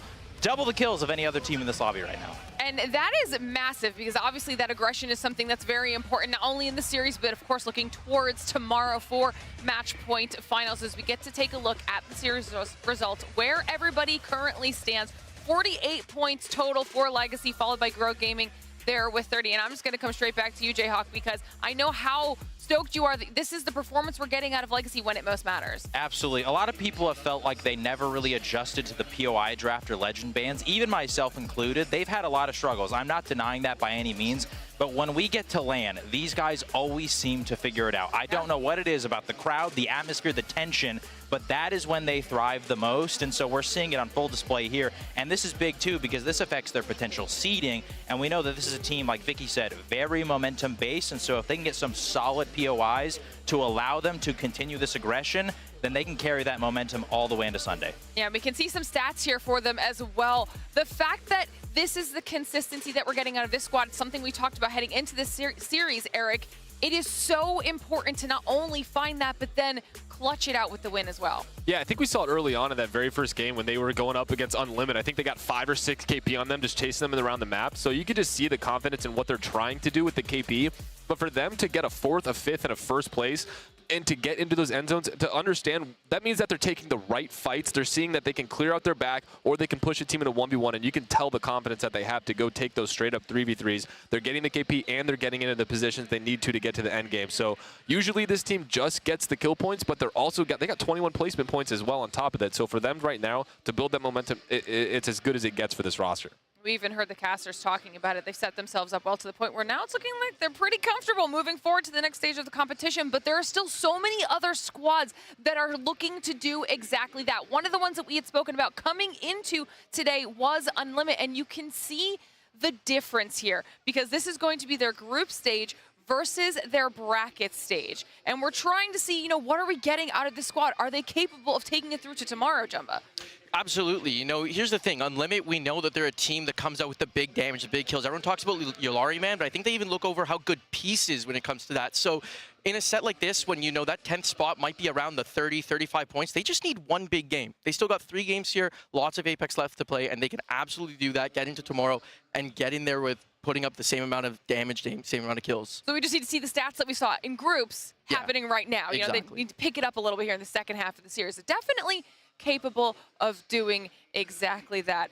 It's going to be interesting to see if they can manage, though, because there's not a lot of time left. Another team that we have been talking about a lot, though, is, of course, all of our regional, local hero squads. And one of the people that we've been highlighting specifically throughout the weekend in a very fun way is Yukio. If you thought his games were done, you are wrong, okay? Because it is time for part 3 of Yukio's Real Apex Games.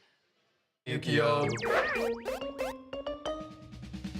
日本には福笑いというお正月のゲームがあります。皆さんには目隠しをしてもらってこちらの紙に、パーツを貼ってそして30秒以内に最高の顔を作っていただきます。このように。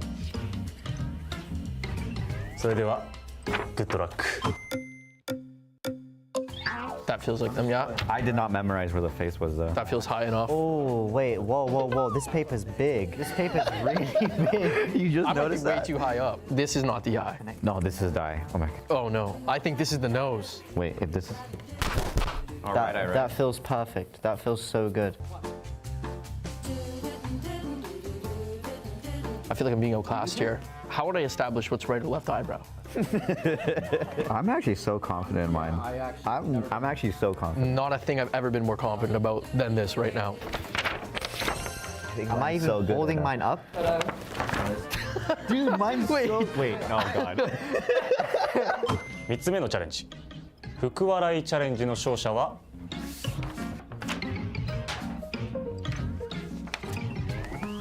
バクスロック。なかなかやるみたいやね。これはユキオのリアルエイペックスゲームでした。Chumba, I have so many questions.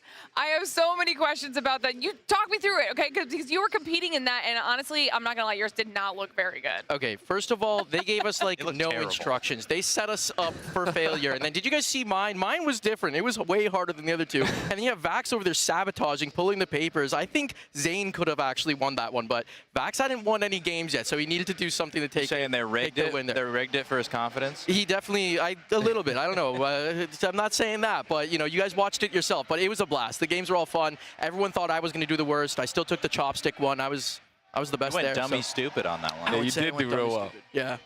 Honestly, I might need to see more of these. If there's no more games, I'm gonna need you to bring it back yet again, because that is just far too entertaining. Hopefully everybody at home is enjoying those just as much as we are. But we have more action coming up. Obviously, we're in our elimination round 2, but we still have to look towards our match point finals tomorrow. And if you're wondering how you can stay up to date with all of the action, head on over to the website, okay? ALGS.ea.com.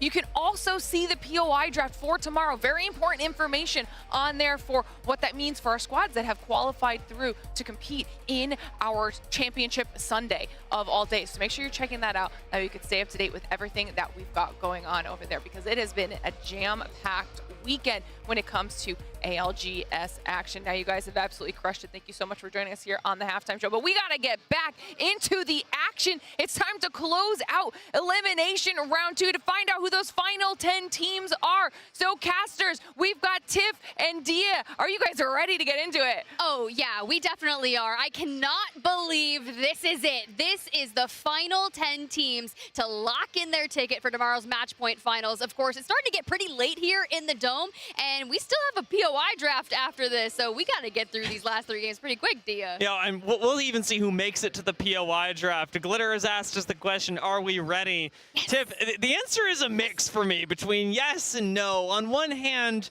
yes, we've been preparing our whole tournament for this, and on the other hand, how could anyone possibly be ready to say goodbye to 10 more teams and send 10 more on to the grand finals? The stakes are incredibly high. Yeah, they really are. Let's go ahead. Let's look at that POI draft that is here now for Elim Round 2. World's Edge. You and I got to spend some time on World's Edge earlier today, and now this is going to be the bane of people's existence. Now, Team Mango, they grab Landslide. I'm expecting quick rotates. I want to really draw everyone's attention.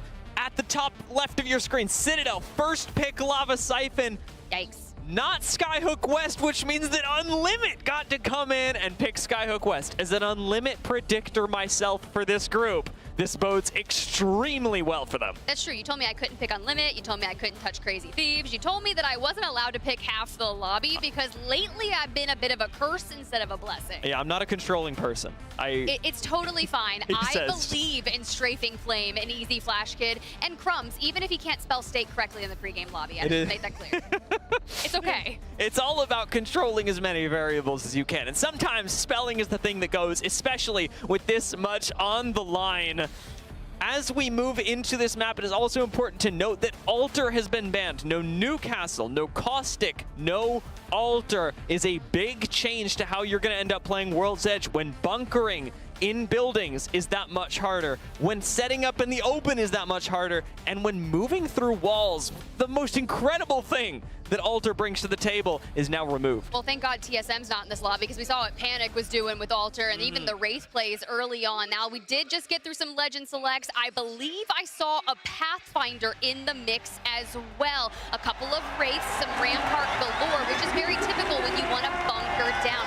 My favorite picks, though, are the people who lock in Sparrow. You little geniuses, I know you're going to get pretty devious with that, but this is the beginning of the end. Match number 4 on World's Edge. Tensions are high, especially with the cutoff for our top 10 currently being at 17 points. SBI Esports, who currently sit in 11th, are at 14 points, and it is Legacy who, of course, have that big lead. 48 points, 18 points ahead of Grow Gaming, who are in second right now. Both teams essentially a lock for the finals tomorrow. I know, you were just talking to him over there. You were like saying something and I couldn't quite grasp it, but hey, I think that Legacy is doing everything that they need here. We talk about what that 10th place cutoff looks like. Anywhere from like 30, 35, could raise the bar here, but they should be safe. I mean, one of the most important things about Legacy, if you're coming out of last game, if you're thinking about their performance in the grand finals, is to remember that this is a team that considers themselves to be a very emotional squad. And when you've just won, your emotions have got to be doing pretty darn well. So keep your eyes on Legacy, because it seems like Vicky's prediction is going to be doing pretty well. However, it is Grow Gaming, our team currently in second, that actually get the zone pulling to them. A really nice thermal station zone with lots of possibilities. We could still go to the double-decker buildings on the north side. We could go to the center of thermal. We've got that whole area that Oblivion are rotating through as they move in from Harvester. And important to note that anybody who goes through Harvester right now is going to get a ring console, much the same with those coming through Mirage Etoile like SAUL. Okay, but this is very typical to what we saw Grow Gaming do in a similar circle earlier on in our series. They stepped right on in, but instead of SBI, it was Shopify Rebellion. And Shopify Rebellion struggled from this position, and SBI already have Mike being picked off. Now, they will get a reset because it's Grow just putting out that poke damage, and they're not necessarily ready to full send this area.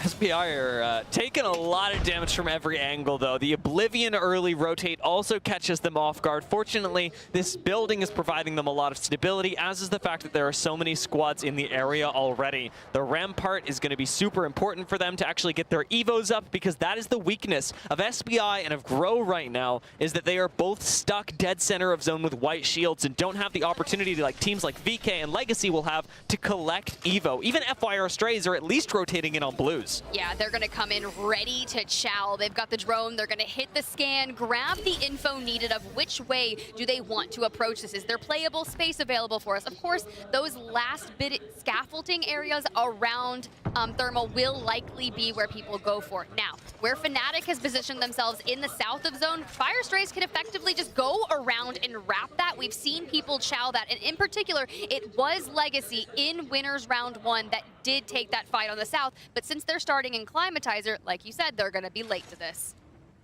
Taking a look at FaZe right now, they are definitely a team that you want to keep an eye on. They have shown up in so many of our LAN finals, but it is really difficult for them from this position right now to make it in. Currently sitting in 17th place and a long way to go. Not a lot of loot to do it with. Fnatic stuck in the southwestern side of Thermal next to SAUL. Now, I don't love this spot from a zone prediction standpoint, but if SAUL are here, they have had an incredible run of predicting zones from the minute we begin. So maybe, just maybe, Fnatic are onto something. It's tough to say. We pulled to the north last time. I would love to see it pull to the south, but coexisting alongside that, we've got the Sheila out. You're busting through the doors, and SAUL, it's not like they got the amped covers for the doors, nothing real for the Ferrofluid, and Legacy runs into trouble on their journey down towards the south. To Geyser we go, where VK Gaming have been rotating throughout. Now Legacy have been hyper-aggressive in their chase for glory here in Elim Round 2. It looks like VK Gaming have left some folks behind as well. That is going to be a quick knock and cleanup. A KP collected for Legacy, which again will not change their position in the standings as they are already first, but it'll make them even more first than they were before. The Ninjas in pajamas, however, they've got some ways to climb. Look, they're cozy, they're comfy, and they're aggressive as well. Now, on the roof for Vayne here. want to take this fight against Citadel, who haven't necessarily gotten their footing going here in Elim Round 2. And with 3 games to go, the time is nigh to turn it around. But Kirev, 99% actually gets the ultimate unlocked right now, but it's just as we get a third party coming in. Citadel have involved themselves. okay, Boogie Borders, they make it there. Pana enters the facility, takes down, back all we go, and McLovin. That was a real clean one clip out of McLovin. Can he do it again? No. The health bar a little bit too low. Ninjas in Pajamas down to just Vayne right now. Not a huge chance at recovery, but you see that crawl coming out of Kurev, who seems like he's going to be safe. Maybe they go for a reset.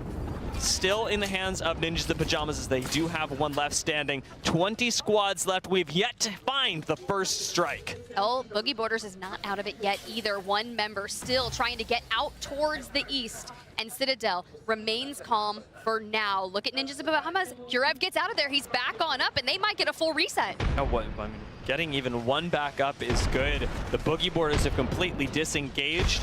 Moving towards Legacy in Lava Siphon. Well, meanwhile, in Thermal, Aurora are setting up in the scaffolding right next to Cereale. And if people are using the scaffolding, you know we're running out of spaces in Thermal. That's true, and you know Aurora, they're down here in Elim Round 2. They have won LAN championships, and we are struggling to get into the top 10. And Citadel looking for their first points, grabs one, gets traded on out, and it's just Zuni here, alternator in hand. Wait, no. Either team could win. Ninjas in Pajamas, they got the nade on top of him as well. Zuni's got to head for the hills. That'll be 2 KP going over to Ninjas in Pajamas. Boogie Borders are found out by Legacy as they swoop on in. Racky's not going to get the reset that he wanted. The fact is we are shield batting in the open. We smoke on forward. Cover, but it's Ninjas in Pajamas out to the right. At least you have the Bangalore passive to give you that extra speed boost out into cover. Not giving up the chase, and not a bad idea either at this point in the game. It is a pretty isolated 1v1 that'll be happening. McLovin ready with the Maggie drill, confident as he steps up. Does he miss the shot? No, he does not. Citadel Gaming go out, and they are our second squad to fall in game number 4. In the last minute alone, Ninjas in Pajamas have gone through 6th place up to 2nd with 30 points. Now, granted, we are a long way off from first, which is over 50 points. But as long as you can break through that 35-point margin, your journey to stay in the tournament for tomorrow is feeling a lot better. Let's think about that 35-point margin as well. Citadel Gaming currently have 1 point and are out of game number 4. They are going to have 2 games to move up to 10th place in extremely tall order, and I fear they may not be tall enough to ride. And I fear that we're not going to the north, we're not going to the south. We get the bounce back towards the east. So look at Legacy having cleared out Tree, but the SAUL Fnatic fight, it's still been going on. The poke and the prod, Yuka just needs an opening. Destroys the end cover through the window. They've already got one down. He just needs to find the entryway. Sharky through the window. Great cover by Jesco, letting that reset happen. Yuka still looking for an entry in, but between Rampart walls and again, Legacy on the high ground. How do you actually get here as Fnatic? I'd like to see them retreat back to the building. They didn't get this done in time at SAUL. They've got a full defensive reset. Well, he drops the Bangalore ult straight onto their face, but they can just bunker down inside on the top floor. You can see that it is just being the negative rotate they need out of there, right? We back on out, and Fire Strays have moved into the equation. That is likely why we brought out the Bang ult, so we could retreat to cover. A super nice play, both out of Fnatic to test that limit, and SAUL to show them where the line in the sand is. Fnatic having reset a whole lot safer for now, but it's unlimited on their rotate in on the edge. They now have a lot to contend with, running the Ashe and Maggie with the Seer. This squad has a mission, and it is to isolate and destroy. It's a fun mission. Look, when you've got nothing else to lose and getting into that top 10 is all that matters, go hyper aggro. It's not like we have Caustic. It's like we don't have Newcastle. No one's really bunkering down aside from the Ramparts. You might as well full send them. That riot drill is going to be everything to take down people in buildings. Yeah, we really don't use this term very often in Apex Legends, but this is essentially as close as you can get in this game to a wombo combo, and rather a pick comp, and out comes its wombo combo as the Maggie Ball goes out. But we've got nades going straight towards VK Gaming. It should be enough to allow to full send, and Suksuvi is going to do it. We pop on over, we hit the fulls. Now Yulari Man is on the other side as well, but where did the last player roam to? He is out of there. DS straight to staging. Seer ult expended. Gonna be a little tough, but on Limit have a squad coming in behind them. It's the duo of Ninjas in Pajamas. And it looks to me like it could easily turn into 2 more KP. Another squad perhaps to go out, but Ash ult up. And Unlimit, they're actually gonna keep this as a 3v2 in their favor and in a big way. Oh. We still have to kind of go out into the ring and wrap around. Now, do we go south towards where Legacy is set up, or do we go towards FaZe? But for now, we'll check in Team Mango, who is controlling the low ground in Thermal Station proper. Oblivion up on top. Now, Oblivion situated at 29 points. Yeah, get the adjust. Stretch it out, my guy, because it's going to be a crazy game. Ninjas in Pajamas do go down. Unlimit are not giving any squad an inch. Every point must be theirs as they currently sit in 12th place. I feel like we have to breathe after all of that, because pulling to where Wolves Esports is, this is going to be a rather tough endgame, especially for the ones that have already committed to that low ground. I really like FaZe's position. I'm not going to lie, even with Newcastle taken away, there's a lot of ways that they can, should they choose to, rotate through towards Harvester, then make their way down towards Wolves and have a decent amount of safety. The big problem is going to be FaZe Crazy Thieves up in the north, and Unlimit, of course, you can see clearly have problems of their own.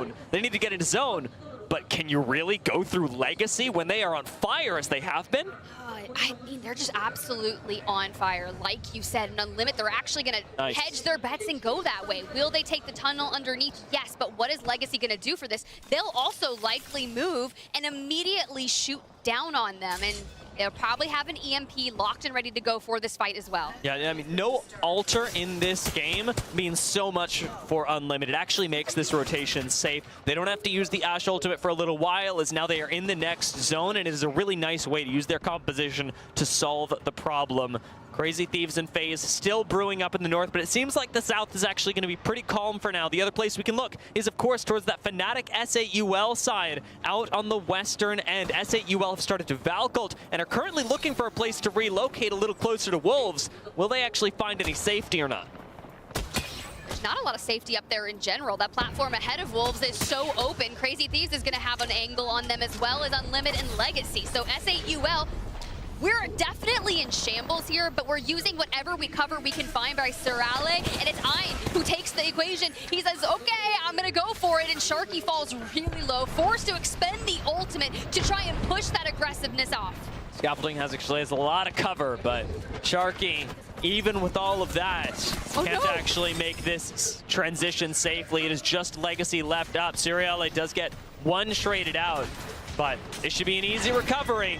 It should be, but it was looking gnarly right there. Naga almost had his wings clipped through the cracks of the scaffolding. And now instead they run out on the right side. You've got Reg there. Blinkster wants to get involved. He's almost got it. Ein's won, but Oblivion come in from behind. SAUL go down, and we'll be losing Seriale soon. Ein falls, and it's 2 for 1 for Oblivion. This is all about those smart fights. You're a couple good engagements away with some nice placement points from locking yourself into match point finals, and Oblivion knows exactly when that needs to be. For Fnatic on the low ground, have to carve their path now through Oblivion and find a way to leapfrog over them. Fnatic's position becoming untenable right now. They may very well have to pull an SAUL and just raw Valcult their way into zone, but there are so few places that you can stay. SBI, they're going to be in a really similar situation, and even Grow, whose POI this is, now have to struggle. Check out where Mango are at, though. This is big. This platform can be game-winning in circles like these. The question is, have Mango moved here too early? If they have, who is going to inherit this spot? We also lost Strafing Flame out on this rotation. I told you, this is a relatively open platform. It's incredibly difficult to hold on to, and so many teams are going to be looking at it. SBI now, who have rotated across, allow Fnatic a chance to move. Crazy Thieves and FaZe are fighting on the high ground, and FaZe will go down. Grow Gaming are out. They failed to make the rotation in time. Keenertrope still making it in. FYR Strays, they've got a spot. Oblivion have no place to be right now and are going to be forced out of the scaffolding right into the line of sight of FYR. And it's not like they have a Valk to be able to get out of there. We're going to have to use whatever we can do, Blinkster, Portal, anything, but we have to worry about that high ground where Team Mango, that duo, is still alive. Genotrope has just gone down, and we're going to see how Oblivion are approaching this next fight. We shut the fuck up. Yeah. Do not peek, do not do anything. We're good. Yeah, full running. They're evaporating. Chill. No. Okay, wait, chill. Are they still there? Yeah. One team's still here. One team's still here. You should 3-minute slide and kill them, no? No, yeah, let them keep their fucking saves. We just need kills. Yeah. By the time we have good kills, we can play for placement right now. Yeah, I 40% till fucking 0, okay? Okay, we just go late, yeah? And we then literally go late and we grief these Okay, listen, we go late and then we just play on the on the gun and we take like up to whatever it is. Yeah, and then we just kill them underneath when they cross. Yeah. You think? Yeah. No, if they set up across, we're gonna die. We need to go when they cross. Because it takes 20 seconds to cross. Those are the difficult, tense decisions that Oblivion are making right now. Do they go for the KP? Do they play for the placement? You hear their call to go for late, but late is a risk as well. Aurora fighting for their lives on this low ground. They've got to be asking themselves the same question. How on earth do we get up to the next circle? Well, Team Mango, the duo fell. 5 Fears moved into their position and Oblivion emerged. Now, know that you also have 5 Fears, Crazy Thieves, and Fire Strays looking at them, and they are just stuffing straight through Aurora. The combination of Oblivion. Oh, God, the Wombo combo. Look, Dia, it's a good one. FYR Strays, that is looking pretty good for them and not so good for Legacy. Jaguares has to back away and has no drone to go invisible for a little bit of safety. Instead, he's got to walk right into the line of sight of FYR Strays. As Cersei starts a portal to try and get the rest of his team to safety, he's going to go low. FYR are going to have to follow and Unlimit get this southern high ground for free. And Unlimit are doing absolute work from the north. Another squad wipe. Down goes Oblivion. And notice, they've made it into the top 10 just from this game alone. FYR make a cheeky play for the high ground, but that is spotted out instantly. Look at the kill feed. Yularaman lights it up to defend Unlimit. I know Snipe back in the green room stressed because that man is crazy when it comes to clutching up. Yularaman is doing what he needs, but with 5 Fears on the low ground, all Crazy Thieves have to do is walk over and open season. That is a good drill onto the Gibby bubble. Nothing you can do about that on the low ground. Nice Maggie ball as well, but it's all just harassment. This won't end up in kills unless you've got crazy nades as Jen Burton, and you can tell Crazy Thieves are running low on utility. Well, Libel Ace has been found out by Unlimit. Fnatic will be out with a 5th place, so into the top 4 we go. Unlimit holding this pattern here on the other side with Crazy Thieves sharing 5 Fears on the low ground, and it's SBI, the solo in the building across with the solo team. Normally, Crazy Thieves and 5 Fears have the platform that should get you the end game, but because Crazy Thieves and 5 Fears are on the same platform and Unlimit are right next door, these 3 squads will have to share a lot of space. That might open the door for SBI to win the game just because nobody has the luxury of focusing on them. Well, the best part about this is the Crazy Thieves, they've got Maggie. They also have Catalyst. They can drop a wall. They can cover themselves for a bit. But Unlimit have that hyper aggro comp right now. And I'm just looking at cooldowns, and we're moments away from getting that Maggie ball. It might be the perfect opportunity if one member from SBI oversteps. I would love to see Unlimit attack the building with fervor, because 5 Fears are not going to do anything for as long as they can manage. As this zone closes, it's all the squads on high ground that have the pressure put to them first. Well, they're all staring at SBI for sure. Maybe we can do enough damage so when it pushes them straight out into the open, they can capitalize on it. We're already in double-digit kills for Unlimit, and we're just looking to pad our stats with this game. There goes the wall from Crazy Thieves.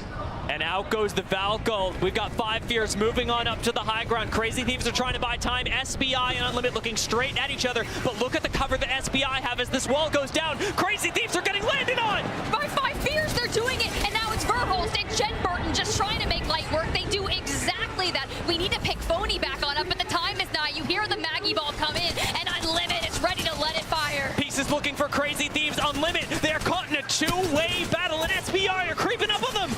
Yularaman can only do so much. It's SBI who walk on over. All they have to do is clean it up, and they take the first game on World's Edge. What an amazing finish by SBI. Finding that win. We talked about it earlier, how the platform is going to devolve into chaos. And SBI, they wait that out really do just by controlling the actual buildings on the opposing side of that platform bodes them so well. You start to think about, where do they start? They start in staging, so a quick rotation is necessary, but timing that is to perfection is just next level, because you had Legacy that was holding the high ground just south of them that could have pushed in at any time. But I do want to give my flowers to Fnatic. Libel Ace was a solo there in that top 5 situation, just trying to get as much placement as possible before SBI found them out. And SBI's win does get them 18 points, but look at the performances out of Crazy Thieves and Unlimit. Unlimit with 13 kills this game, tying the 20 points from Crazy Thieves. That's nice. That's a lot of points right there, Dia.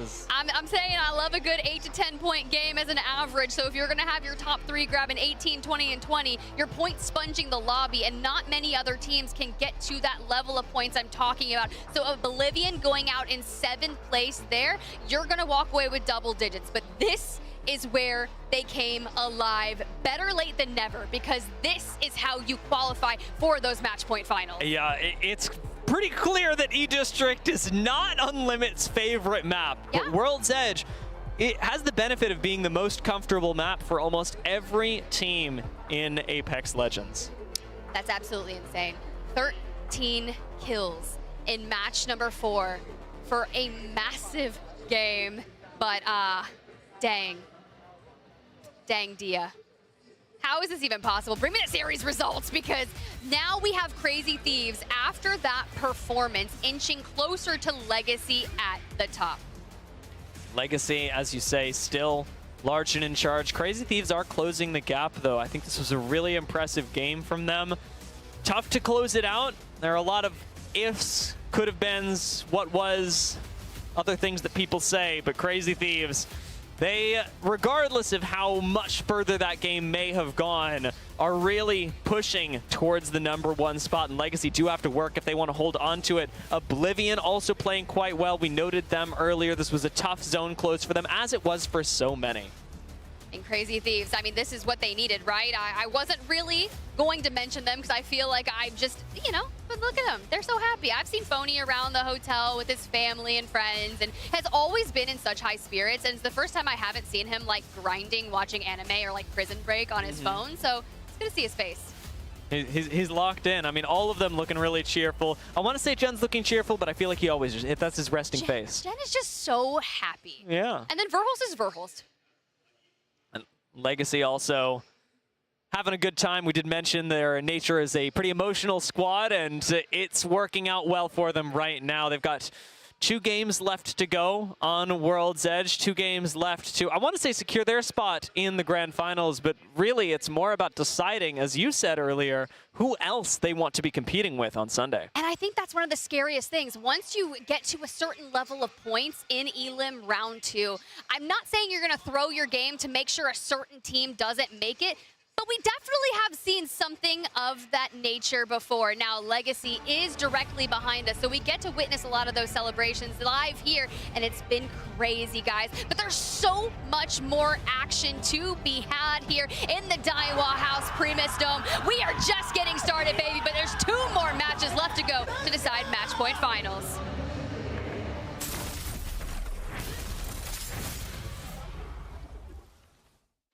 Galleria, the official PC partner of the ALGS Year 5 Championship.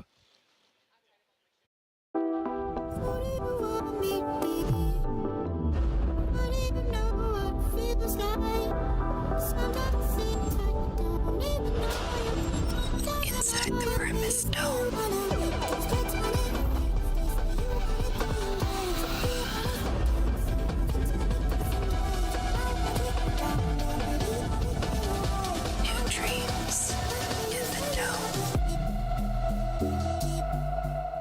Yeah, Ricky, Yeah 羽羽ばたかせて世界中横断でかいことになってきちまったようだミスタービーンじゃなくてマスターヨーダえらくよく回ってくれてるトラ絶対遠く聞いてよかったね俺がレなってお待たせ初めから知って止まらねいけてるやつらがお茶混ぜ立ち慣れましがた街に去った今日は俺たちなら基地で道の猛作パタヤでも忙しそうな後藤さん俺にとってはオズワルドの父さん今打ち上げる花火と関東南風が襲いかかるぜ関東オズワルド住んでるにラランド俺たちのビーフピースタン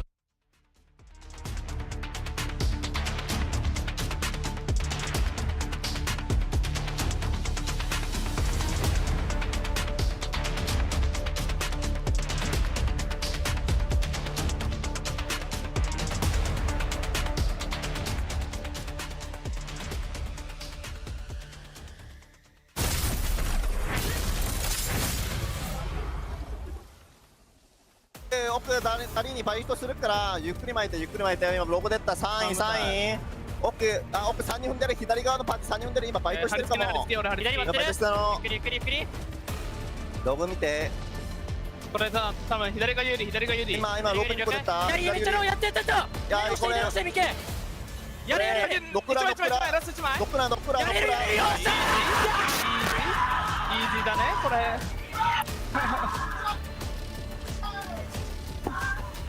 And those celebrations are just getting started. We've been seeing some happy faces all day here in the bracket stage at the Year 5 ALGS Champs live from Sapporo. And I want to give a huge shout out to our crowd that has been here with us since I'm at least like 5, 6 a.m. A lot of people lining up early to get the best seats in the house in front of their favorite teams to cheer them home on Sunday. Quick reminder that on Sunday we are sold out. That is a full house that we've got here to celebrate the best Apex Legends in the world, and we are getting closer and closer to that with every match. SBI's win last game, incredibly impressive, and now with only 2 games left to go on World's Edge, what for half of these teams will be their final 2 games of the tournament.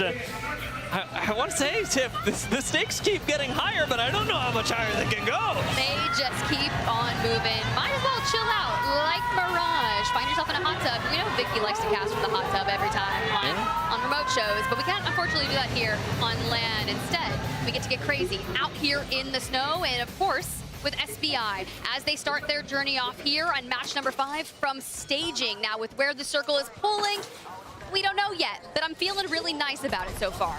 Nice thing is that SBI can find out.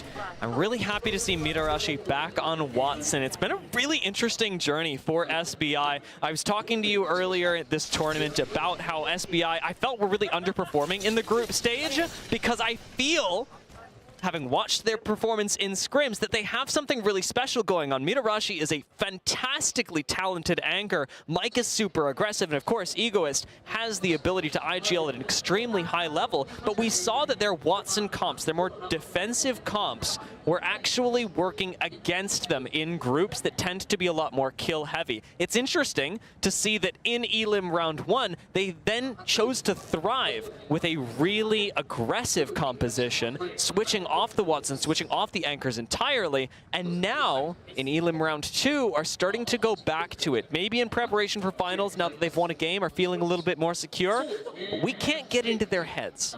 Yeah, it's really tough, but you have to be able to flex and think on your feet, especially in the group stages when you're finding your gearing, your footing against all of these teams that are also still scrambling and trying to get equally comfortable, so that in your hopes, when you move into the bracket stage, that you just smooth through and you get to Sunday. But if you find yourself here in Elim Round 2 and you started your journey in Elim Round 1 hours ago, the fatigue starts to set in, the mental, it's tough to maintain that. But when you go ahead and you net yourself a win, of course, in match number 4, the last 2 games, you just have to take it home. And think of their earlier series, Dia.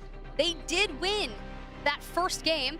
They had a couple games where it just wasn't that great, but then they brought it home in the final one, and it was enough to get them through it. It has been an incredible comeback day for SBI fans, and I'm really, really happy to see this roster actually having the performance that, based on, again, their scrims, their preparation, they deserve. They are making moves in Elim Round 2. It is looking like they are going to make it, but these next 2 games will really determine that for sure. SBI a whole lot safer than some other squads. Grow Gaming slipping down the standings. Ninjas in Pajamas, Unlimit, Fnatic, and SAUL already inside the top 10 right now, but their spots very insecure with the Wolves creeping up behind. Well, we did just have a look at Yuka, and you saw just how locked in he was. A bubble team currently in 9th place with 23 points. A ton of fans here supporting Fnatic. You can see Yuka F, take my energy. Hashtag FNC win. You know what, Yuka F? Take my energy too. Take it all, get yourself off the fringe and well into the confines of the top 5 so we can see you at yet again another match point finals tomorrow. No, a lot of fans will be very excited about that. You can see the orange lights in the crowd to give you a bit of an idea of how many people would be losing their minds at a Fnatic appearance in Match Point Sunday. But we're going to be losing somebody. VK Gaming currently in a very precarious position. FaZe Clan, Seriale, and Citadel all increasingly unlikely to make it. Nothing's impossible in Apex Legends. Nothing's impossible in 6 games when you just have to reach the top 10. But unlikely, Tiff, those odds are increasing. They really are. Let's get back into match number 5 as we inch closer towards the south yet again. This time, it's not Thermal Station. It actually intersects above launch site. So teams like Boogie Boarders, Ninjas in Pajamas, FYR Strays, we're feeling pretty good, even Fnatic and Oblivion. Aurora have ring console. Citadel, funnily enough, in Lava Siphon have ring console. Remember that they first rounded Lava Siphon, a fantastic place to play zone from. They have a zone on top of them. They have ring console, and they are negative rotating because Citadel do not just need placement points, they need kills. And those so often are found on the edge of the ring where they could run into Aurora. Friendly reminder, y'all, that 10th place position held by SAUL is 21 points. That means Aurora needs 2 good fights just from this game alone. If they're not getting placement points, that would push them in. And then, of course, you have to start preying on the downfall of teams that are ahead of you, and that's really tough to do. We've seen how that works.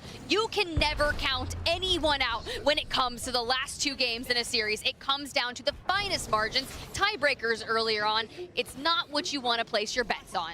Crazy Thieves, one of those teams that is pretty comfortable, pretty locked in right now, are caught in between a couple of squads. VK Gaming and Seriale both moving down through the Lava Siphon and Harvester side respectively, with 5 fears on the back of Crazy Thieves, and all out in the open. It would seem like a risky spot. It would seem like a position where you'd get caught on rotation, but the Crazy Thieves seem comfortable waiting for other squads to rotate ahead of them, holding this awkward position for a little while, even on white shields, and then making their move patiently. Good check-in here with Grow Gaming.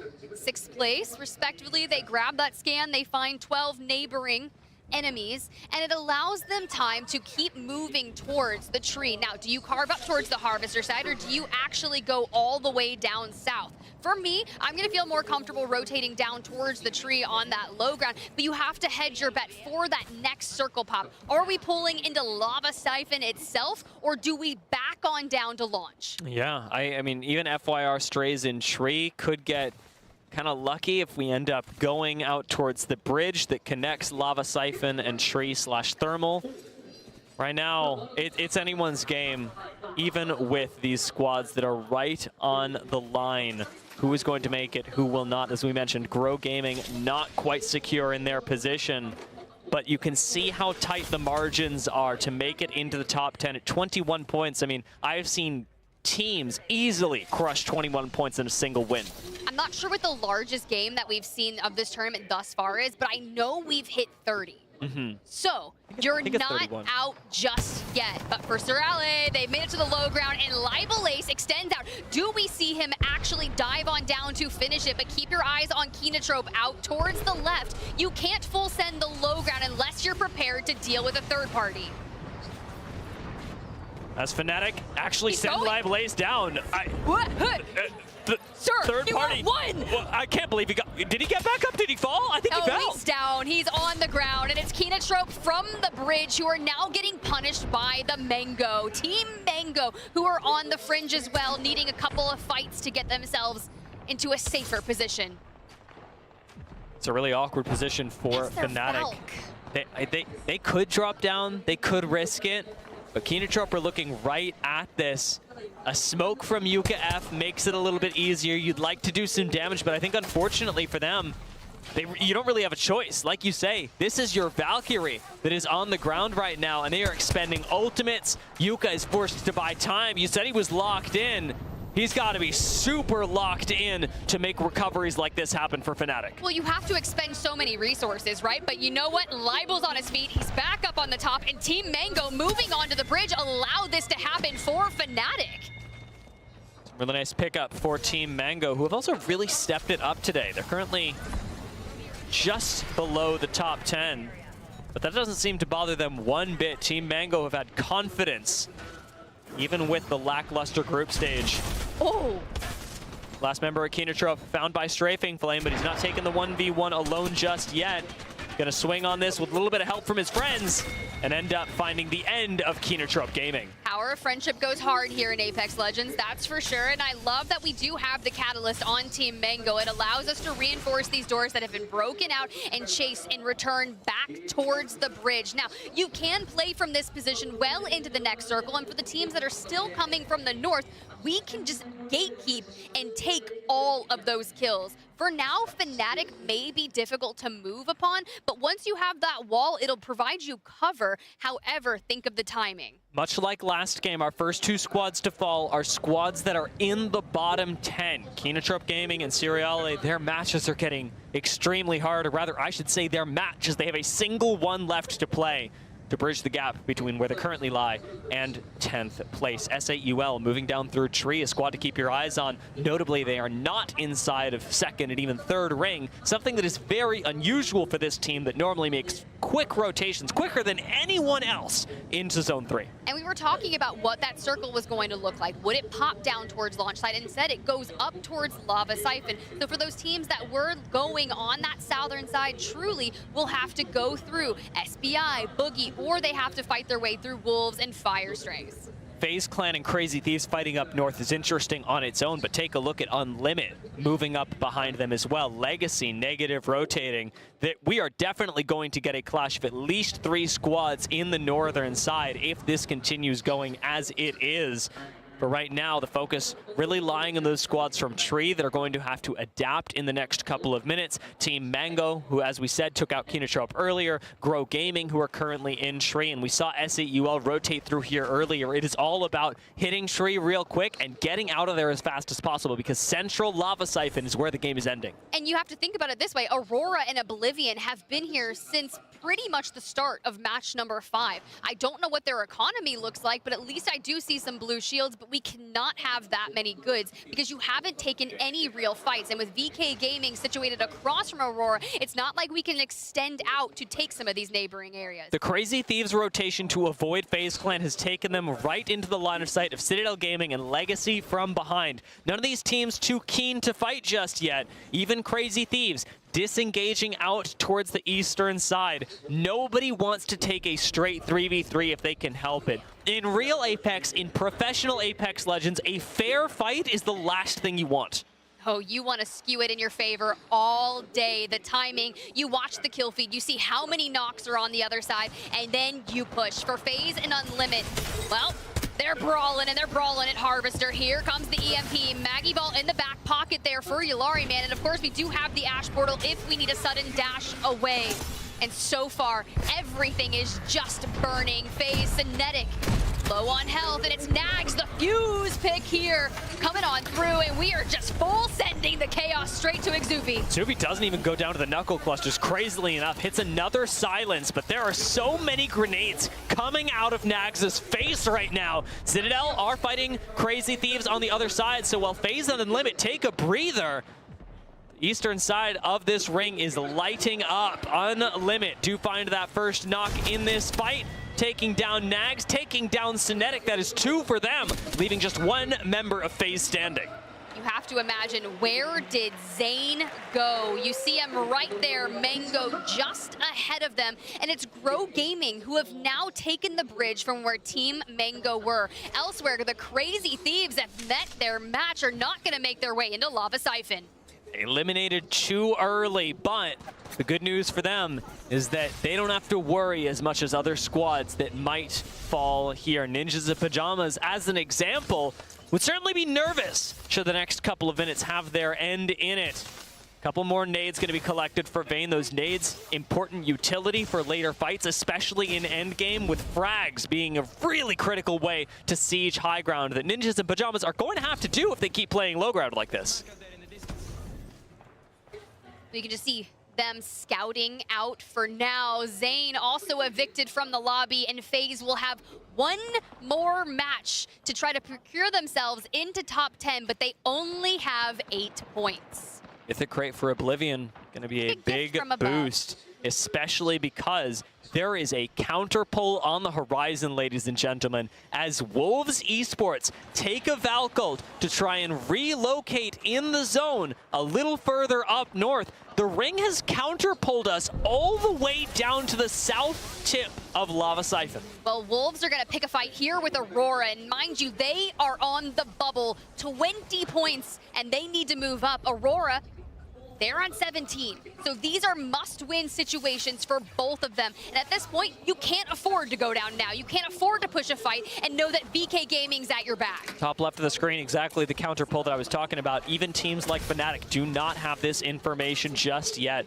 Playing the center of Lava Siphon, they want to remain as flexible as possible. Flexible in this game is going to mean that you take fights, something that Fnatic do fantastically, especially in APAC North. We'll see if when the pressure is really to them now, when they are one placement off of not making it into the grand finals, whether that gets to them or not. I don't know. Well, let's see what Five Fears can do. Another Valkyrie. Welcome to Lava Siphon. I hope you're enjoying the view. There's not a lot of placement left available for you, and they are forced to drop down, barricade themselves inside, but thankfully Aflo has the Gibby bubble. But if I'm going straight underneath all of the craziness here, you've got Oblivion, you've got Fire Strays, and you still have Grow Gaming at your back looking for positioning. I really wouldn't have minded if Five Fears tried to play the truck right now, especially because they have a Watson that can make playing the truck so much safer. They've got a Gibraltar as well to bunker down. Playing underneath this building right now, well, it does give you some...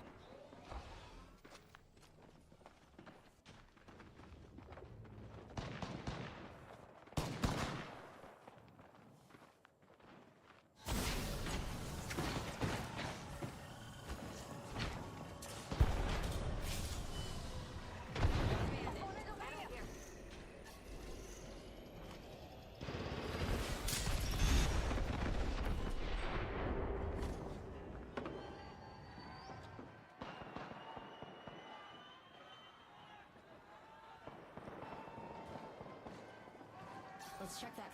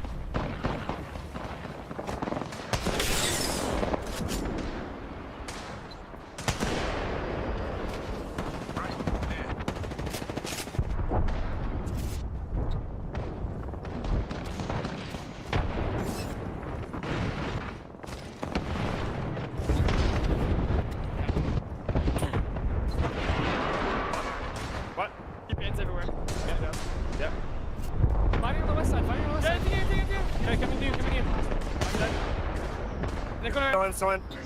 Yeah. I'm watching our stairs the entire time, okay? Yes, peek. Hey, come on. Here. Deeper, got it, got it. We're good. We're good. Good? Yeah, we're good. They're just playing below. They're playing below.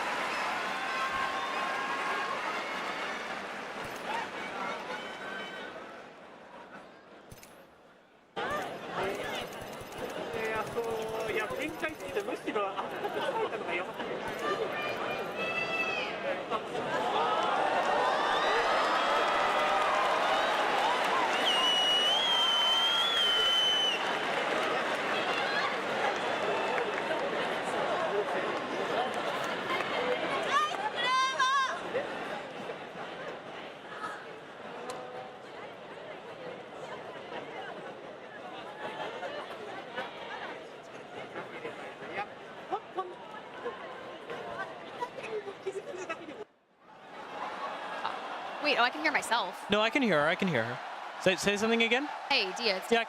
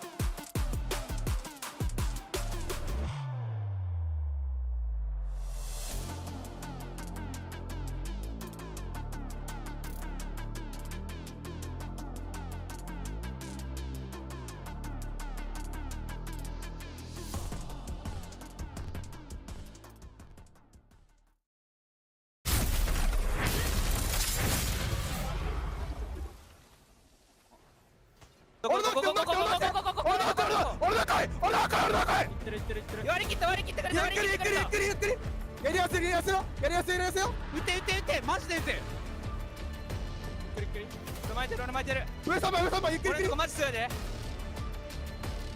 待ってる待ってるゆっくりゆっくりやれやれやれ蹴る蹴る蹴る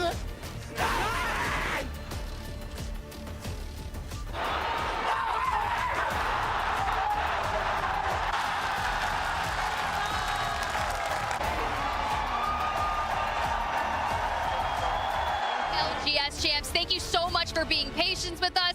You know, we had a little bit of an audio issue, but the one really cool thing about that, Dia, is how crazy this stadium got when Unlimit took that victory. I'm pretty sure their cheers were heard miles away and may have shook the floor. It is a surreal thing to hear nothing but the sound of the crowd roaring for Fnatic and then subsequently for Unlimit as they took the victory. And I mean, really impressive game from Unlimit. Can I just say, man, does Yuka live up to the hype though? Taking a look at that final circle, what you just barely miss is the Kraber shot he had on the only Gibraltar in the lobby, completely changing the course of that game as it went from 5 Fears having a chance at winning to 5 Fears struggling to stay on their feet for a second more. Fnatic played a pivotal role in that end game, and it has earned them a spot, at least for now,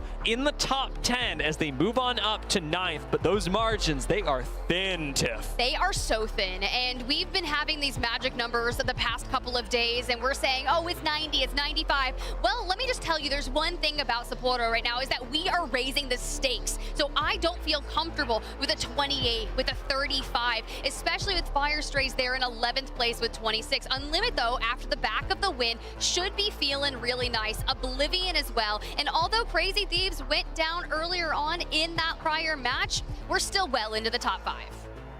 Unlimit really impressing with the transition now onto World's Edge. They and SBI are 2 winners so far. Who will be our third? We have teams hurting for wins, from FYR Strays all the way down to Kenotrope. A win is almost necessary to move yourself into the top 10. And then, of course, you've got VK Gaming, FaZe Clan, Seriale, and Citadel, for which a win will not suffice. You need something more like a miracle. You need a miracle run, and if there's better time to have it, it is now. Match number 6 on the horizon for Elimination Round 2. It's do your best or go home. Our final game on World's Edge. And this time, we will be seeing no Valkyrie.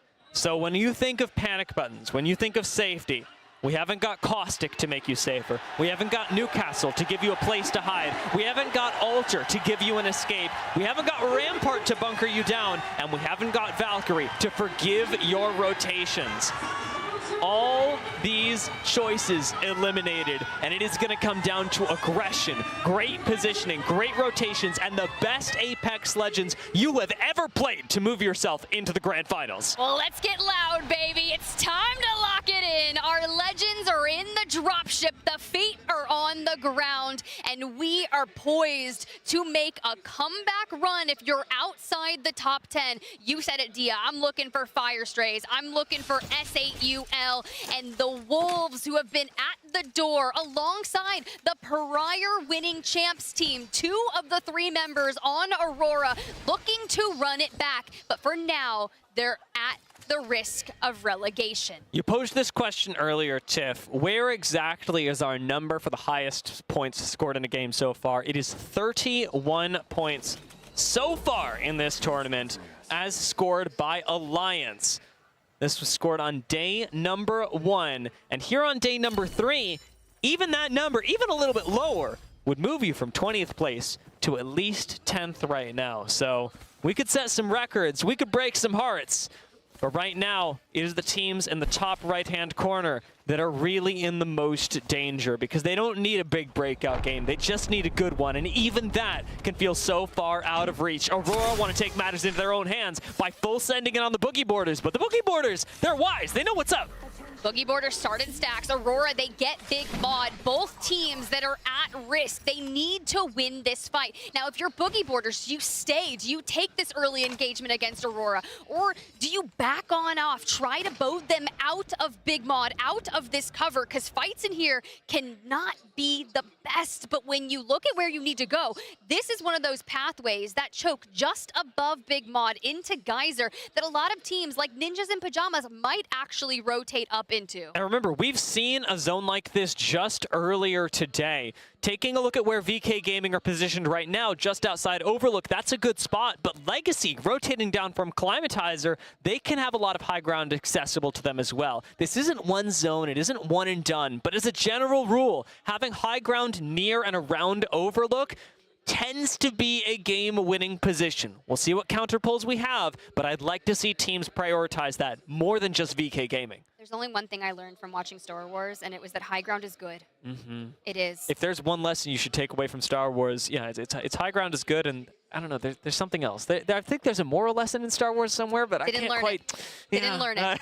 Didn't learn it. That's all I know is Apex and high ground, and 5 Fears, Wolves, VK Gaming are going to be early adapters to this. Now, Team Mango, of course, where they land in Landslide is one of the easiest to loot POIs. You don't really get a whole lot, but your job is to get out of dodge, get your kills, and keep on moving. And speaking of kills, Crazy Thieves have already expended a lot. We've used a Maggie Ball, we've dropped a wall, and now it's time to get active.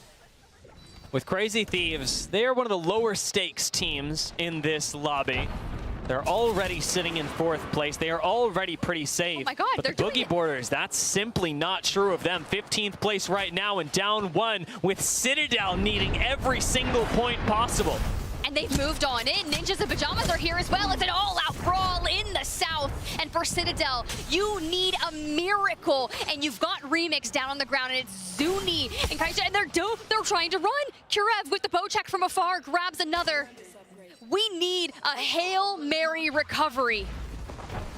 To be honest, I think you're getting out of here right now. SAUL, they found a member of Cereale. Not a bad spot for them, but if you're Citadel, you're looking towards the recovery. You're looking to rotate south, negative rotate as far as you can, stay out of sight. The same as I imagine Cereale are doing as they look for a respawn of their own. Yeah, but Countdown is just so dangerous right now. Cereale lands in Countdown. Keenatrope from Lava Fissure and AUL have already rotated throughout this, but they have to keep on moving towards the east. But this land right here, north of Landslide, is so open, so dangerous, and we gotta get through it. We don't have Valk. We just gotta keep running. SAUL seem to have made it with relative safety. Surprised not to see more Gibbies, but I think for teams like SAUL, the Catalyst being picked up is sort of serving that purpose. It may not be the completely bulletproof dome that Gibby puts down, but it's a lot more flexible and it can really get you to a good end game. Team Mango do find a knock on Yuka. Looks like No Name's not having a good time either as the Crazy Thieves take a chunk out of them. And this is exactly what's going to happen for this end game as everyone has looked to move in. Sure, we talk about the high ground with the rocks, the Bridge of Death from earlier, but it's so open that the triple take, the G7 Scout, the bow check are going to be your worst nightmare. You will hear those shots in your sleep tonight if you're not in match point finals tomorrow. Nice patience out of Jen Burton. Just uses the drill to reposition folks directly into the line of sight of his bow check. It's really tricky to siege this truck, though, especially without expending nades. Take a look at the top of your screen. Citadel Gaming, a much-needed recovery, have picked up their full squad again. Huge. They did that just south of Lava Siphon, so they'll have to filter through Harvester, but they're not going to be alone elsewhere. Aurora in the south, they're waiting. They're chasing it. They're going for it. Really nice evac tower to get everyone out to safety for right now. Hyarka leads the charge, however, moving on through Lava Siphon and up towards the top end of it. Nobody else in their path. Citadel Gaming appear to have gotten out without too much trouble, and Aurora are not looking to extend the fight. Again, you don't want to be in a position where you are chasing, where a trap can be set for you. Well, that 10-point margin is still 29. Keep your eyes on it. Elsewhere, we did see Yuka F get reset from Fnatic in the center, and Crazy Thieves have set their sights on the trucks. Wolves Esports have fallen. They are outside the top 10, and their journey into finals has ended. That siege took so long as well. It was an exceedingly painful bleeding out of wolves in the truck. And a lot of other teams sat by and watched it happen, knowing the same or worse could happen to them soon. Crazy Thieves secure their position with not just the kills, but in this ring, perhaps a chance at victory. And Cereale, who have almost made a full recovery, still find themselves down 1. Ein has fallen, and Unlimit are gatekeeping them in Skyhook. All we're trying to do is get on out. Another member of Cereale is actually over in Epicenter. So we have placed our bets on just moving, and Ayanaga ripped down from Peace. Unlimit knows no bounds when it comes to trying to ruin the dreams of others. Now, mind you, off that win, they found themselves in a safe position, but this is where they can focus on sending people home. The points really matter for Unlimit, though. Their journey is one towards first place, and they are quickly catching up to Legacy, just 1 point behind them. If Unlimit can walk out of here with first place, not only will they be very happy, I will too. Boogie Borders take their fight. Seems to work well up against Kinetro. Oh my god! Well, you said we needed a miracle, and they're going to drop a Path, a Rev, a Bangalore, and just get aggro. Lace was talking to Metro earlier. He's down the ground, and Rocky's just trying to connect it. But Panna, thank God, the reliable. You know how SpongeBob opens it up? He's got the little net. That's what I think of when I see the alternator. Tiff, we need like a 30-point game, and we are running Wingman boat check. You gotta do what you gotta do, Tia, okay? They are working through things here. They're currently situated in 15th place, and they are inching closer, 12 away from where Team Mango lies in 10th. Boogie Borders have walked right into Citadel as well. It is a 3-team fight that Boogie Borders do not want to be a part of anymore. Oh my gosh. We just got to reset, and now we're over here by Landslide, these tunnels. We're just getting messy. Okay, Citadel. Now, you have to dive back into the tunnel because you have Unlimit, who is still, you're right, looking for the best seed possible when it comes to that POI draft for finals. Because not only is the confidence of taking the first place in Elimination Round 2, but you are vying for the best POIs tomorrow, your best chance at hoisting that trophy. Talk about reset. Cereale just pulled off one of their own. All 3 members back in the game, if not the most comfortable spot in zone, while Grow Gaming, exceedingly comfortable over here in Monument, are making sure that, unfortunately, Cereale don't get a moments of rest. They are just trying to play Apex Legends here. They are just trying to get into Sunday's lobby. And now, even after a small reset, they've got EMPs that are dropping onto their face. A nice moment to try and connect there with the Seer Q. And Ayanaga is looking to locate Grow Gaming, but it's Noct who gets the finishing touches. They're down to a duo, but the banner is recovered, and they are sent packing yet again. We want to be back to a full 3, but we need kills, we need points, we need a miracle. We need to rip another respawn beacon. There are going to be none left on the map by the time Cereale are done. Great presence of mind by Grow as well. You could really tell they are dialed into their macro and their micro. Unlimit are the real menaces of their region right now. They're causing some pain for Cereale, and as they move forward, we get back to the coveted building of so many streamers. We find some semblance of stability here. We'll find a little area of pocket where we won't take ring damage, where we can guarantee that we have to keep pulling towards the north, Dia. And I'm scared to say, bounce backs are crazy. This is really not a bad rotation. I love the way that Unlimit are using the Ash Portal, getting themselves from place to place, now cutting off Boogie Borders again. It is just Metro alive, and if Boogie Borders go out now, they will not make the finals. One of our youngest players to grace the stage here. That is where you have to focus, because it's tough, right? Especially for some of our most seasoned competitors to find yourself in a position like this. He's smiling. He's like, this is just a mess. I mean, he's the only Revenant on the stage. How could he not be having fun? I mean, sure, you've got to do what you got to do. We need 13 more points to hit 10th place. It's not impossible, but we need the full team of 3. Fnatic, who have that luxury, and even more than that, a spot in the next ring. Feeling pretty darn good. At least with this Watson gen. They don't really have to worry about being pushed, but what I would start worrying about is their rotation, and that's ultimately going to be up to Libel Ace. Where Unlimit I think they try and keep as many thoughts out of their mind as possible. It is slay, slay, slay with them, and it works out as 2-3 members of Citadel fall to Unlimit. Oh my god, the first pick onto Lava Siphon does them no good here in World's Edge as they are out. They will not be playing tomorrow. And set your sights as Sorale falls to Boogie Borders Metro. He finds a few, and Aurora are being blazed down by a Team Mango who need as many points as possible too. Aurora, our winners in Sapporo last year, do not make the finals. Shut down at 14th in Elimination Round 2. If that doesn't tell you how difficult this tournament run has been for some of our craziest competitors, that very much should. They can't even defend the title. But set your sights to Team Mango, Strafing Flame, Easy Flash, and Crumbs. This is vital for them. They are the one that everyone is looking to knock out. FYR Strays have fallen at 11th. Boogie Borders go down. We are dropping teams in the bottom 10. Everyone in the top 10 is still up. So think about it this way. Mango is that benchmark, right? SAUL, they're in 12th. They're 5 points away from this. But if I'm Oblivion, I would just start trying to survive. You're well enough into that top 3. You're great. Same with Crazy Thieves at this point. We get Jen back up on his feet, and we have to stabilize out onto the east, but the chaos is for the Mangoes. Crow go down. That is our first team in the top 10 to have fallen, but Crow are pretty darn safe so far.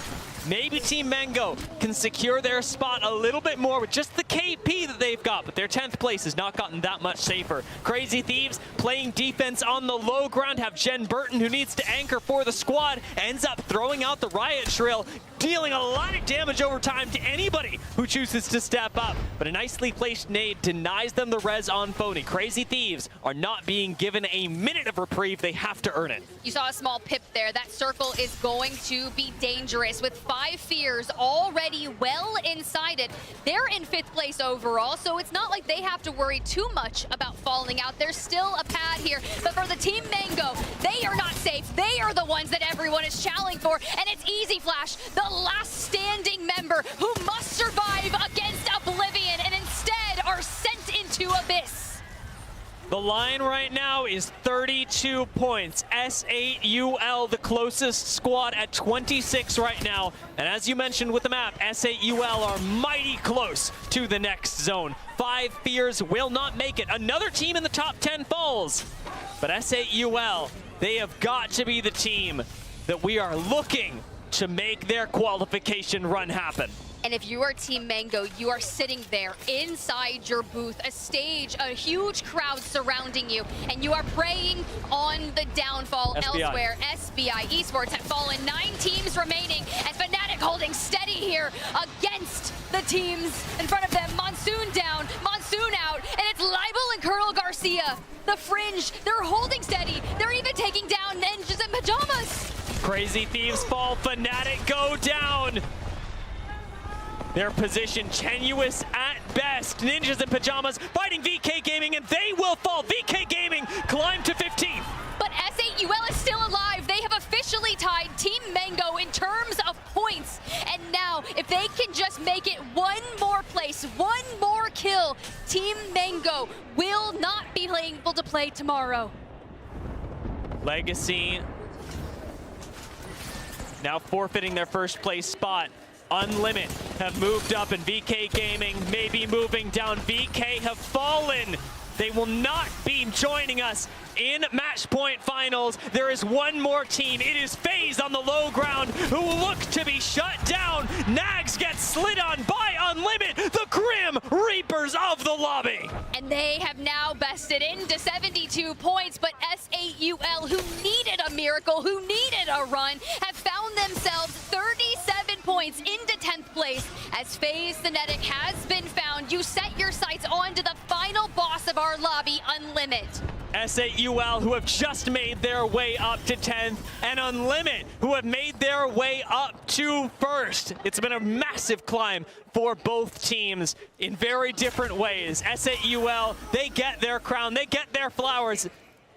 but it's Unlimit at the top of the leaderboard who have really put their signature on this lobby. They truly have, but I love that S8UL is using this to set the trap, right? We're moving out, we're taking space, we're looking for information, and Legacy just needs, and same with Sharky, the bow check, a couple of 98s, but Jesco on the front line. You can see as he loses, he has to pop a shield back, but is there time? Is there coverage from Legacy and Sharky? Jesco's been pushed down off the high ground again. These Ash portals, the creative use of them by Unlimit, the coordinated use has unleashed them onto the map. Yularamen, star of Unlimit. Their spearhead is going to move on forward.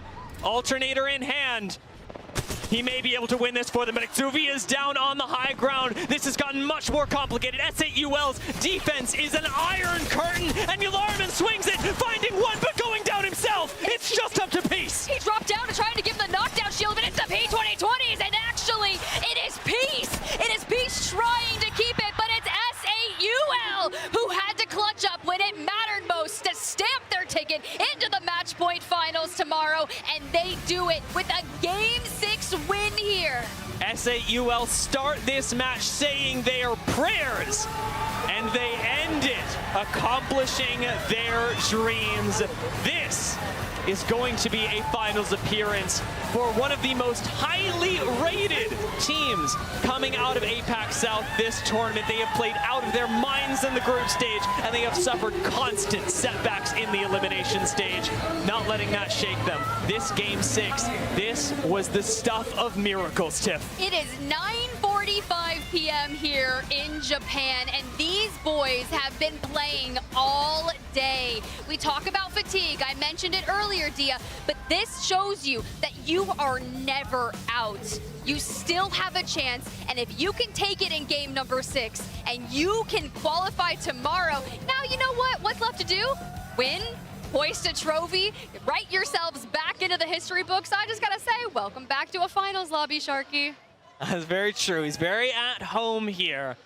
It's a really nice finish for S8UL, and you know they put their heart and soul into this. This was a two-sided story, though. We were watching S8UL climb the leaderboards, make their way into 10th, and ultimately clutch the win. I also was watching this game and thinking about Unlimit, their climb all the way to the top of the leaderboards. It is S8UL, yes, who win the game, but Unlimit, 13 kills this game, 22 points, the most in the lobby. They were unleashed. They are kaijus on this stage. Okay, so we gotta find a defense force, and I guess that's S8UL here today. But Yularaman there, 19 kills, Peace 15 kills, and there's your series results, your top 10 that will be advancing on to the match point finals lobby tomorrow. SBI Esports, 39 points. Dia, weren't we talking about those numbers, the cutoffs? 39 is so high! It is, it's always been, in this particular championship, so much higher than we expect. The level of competition that we have seen keeps defying expectations, and SBI making that cutoff. I mean, we talk about Unlimit, I couldn't be happier for them. SBI, I feel much the same way. Their group stage was so difficult, and genuinely, as a fan, I was starting to lose hope, but they show up, and in back-to-back elimination rounds, they make me rethink what this SBI roster can do. Dia, this is it. We have our 20 teams that are going to be playing to cement themselves in ALGS history, and it's been an absolute blast commentating these games alongside of you as our fans that are still here in the Daiwa House Primus Dome celebrating, making sure that they give their thanks, they give their support to the teams.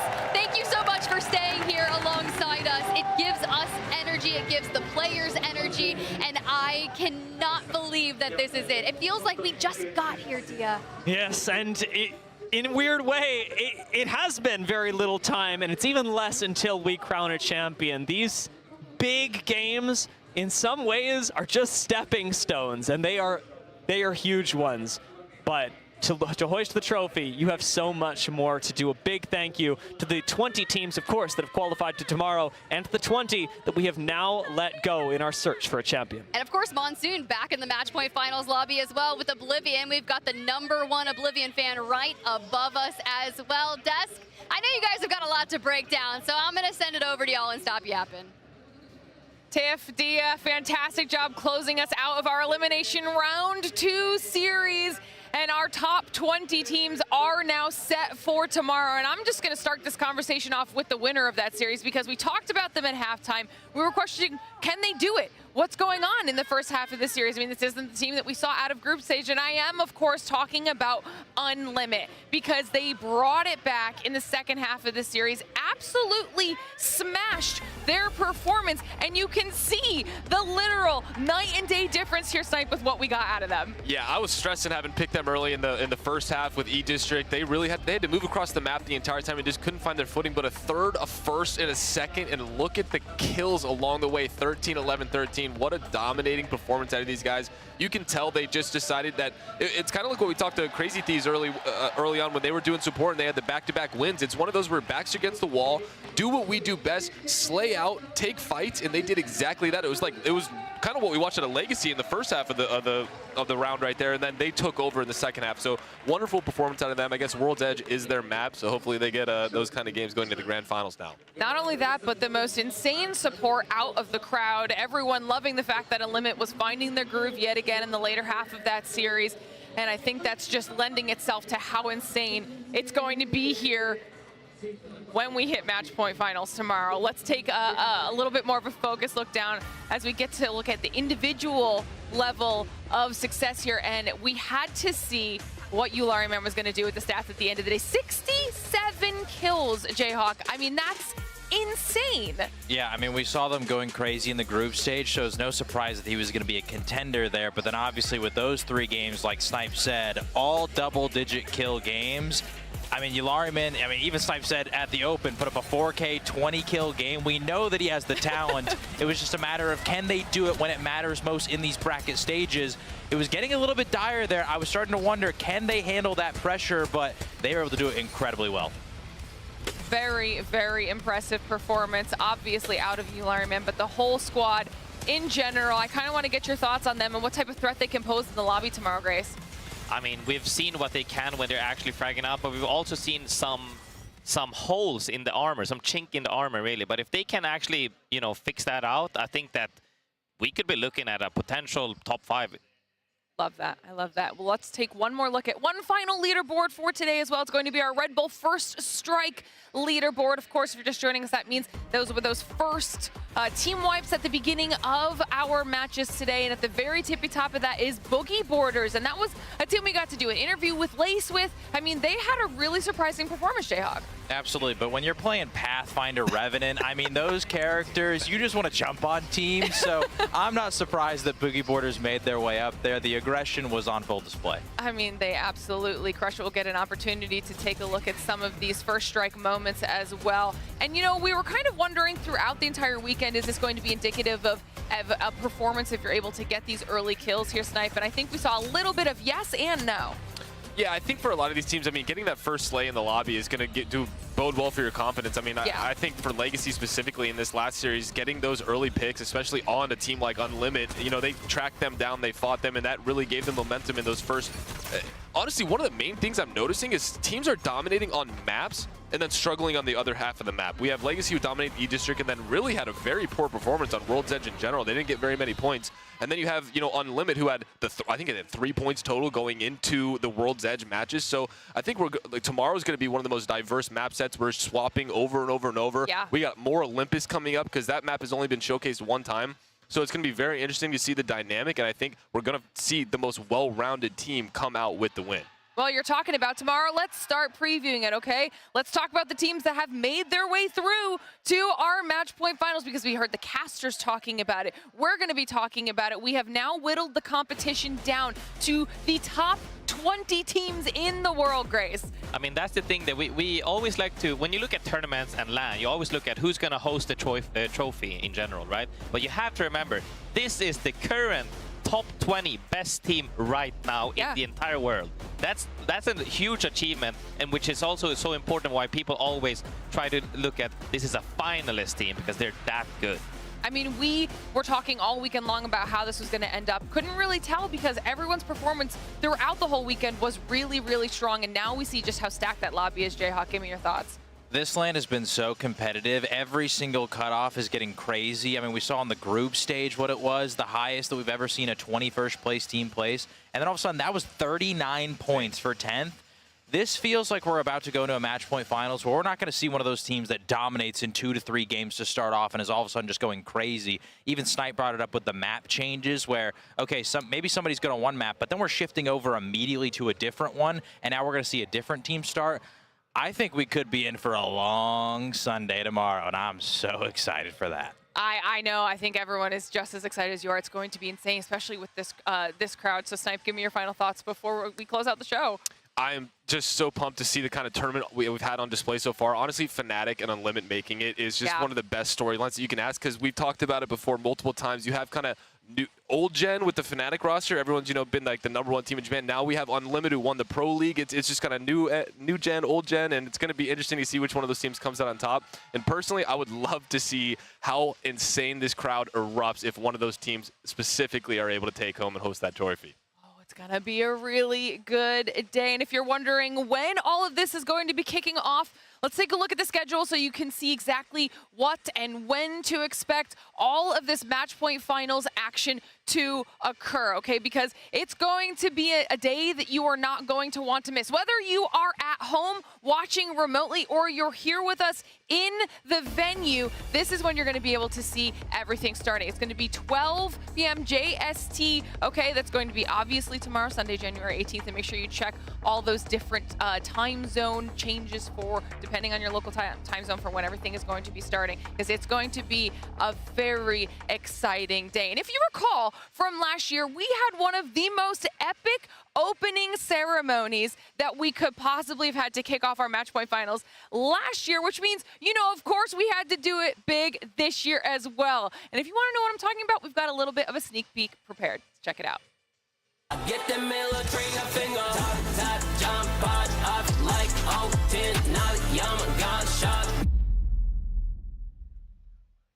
Just a little bit of a teaser, okay? If you want to see the whole thing, you're going to have to tune back in tomorrow, 12 p.m. JST, because when you do tune back in, the top 20 teams in the world will be fighting to etch their names in the history books. Will it be a repeat victor, or will a new team step up to the plate to grab the title and the glory? You're going to have to tune back in to see how all of it plays out. I know we're all excited, and we are all excited to see you back here joining us as well. For now, get some rest, and we'll see you back here tomorrow, Legends.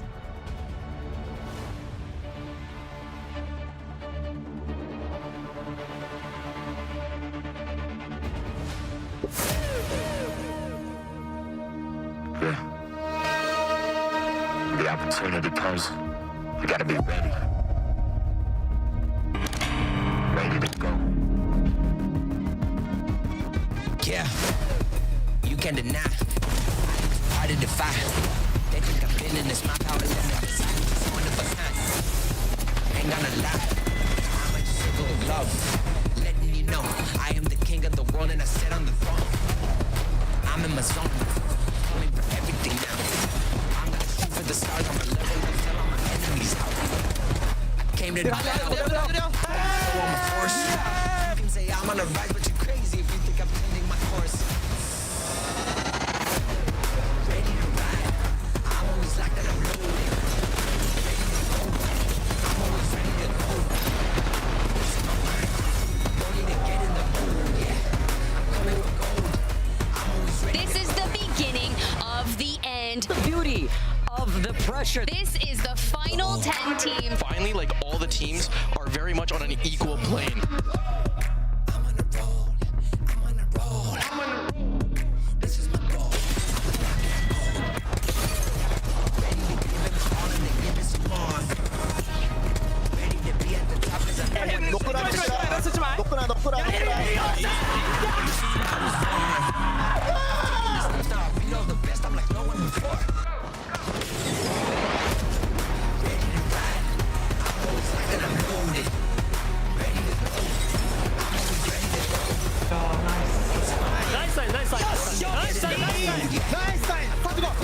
nice.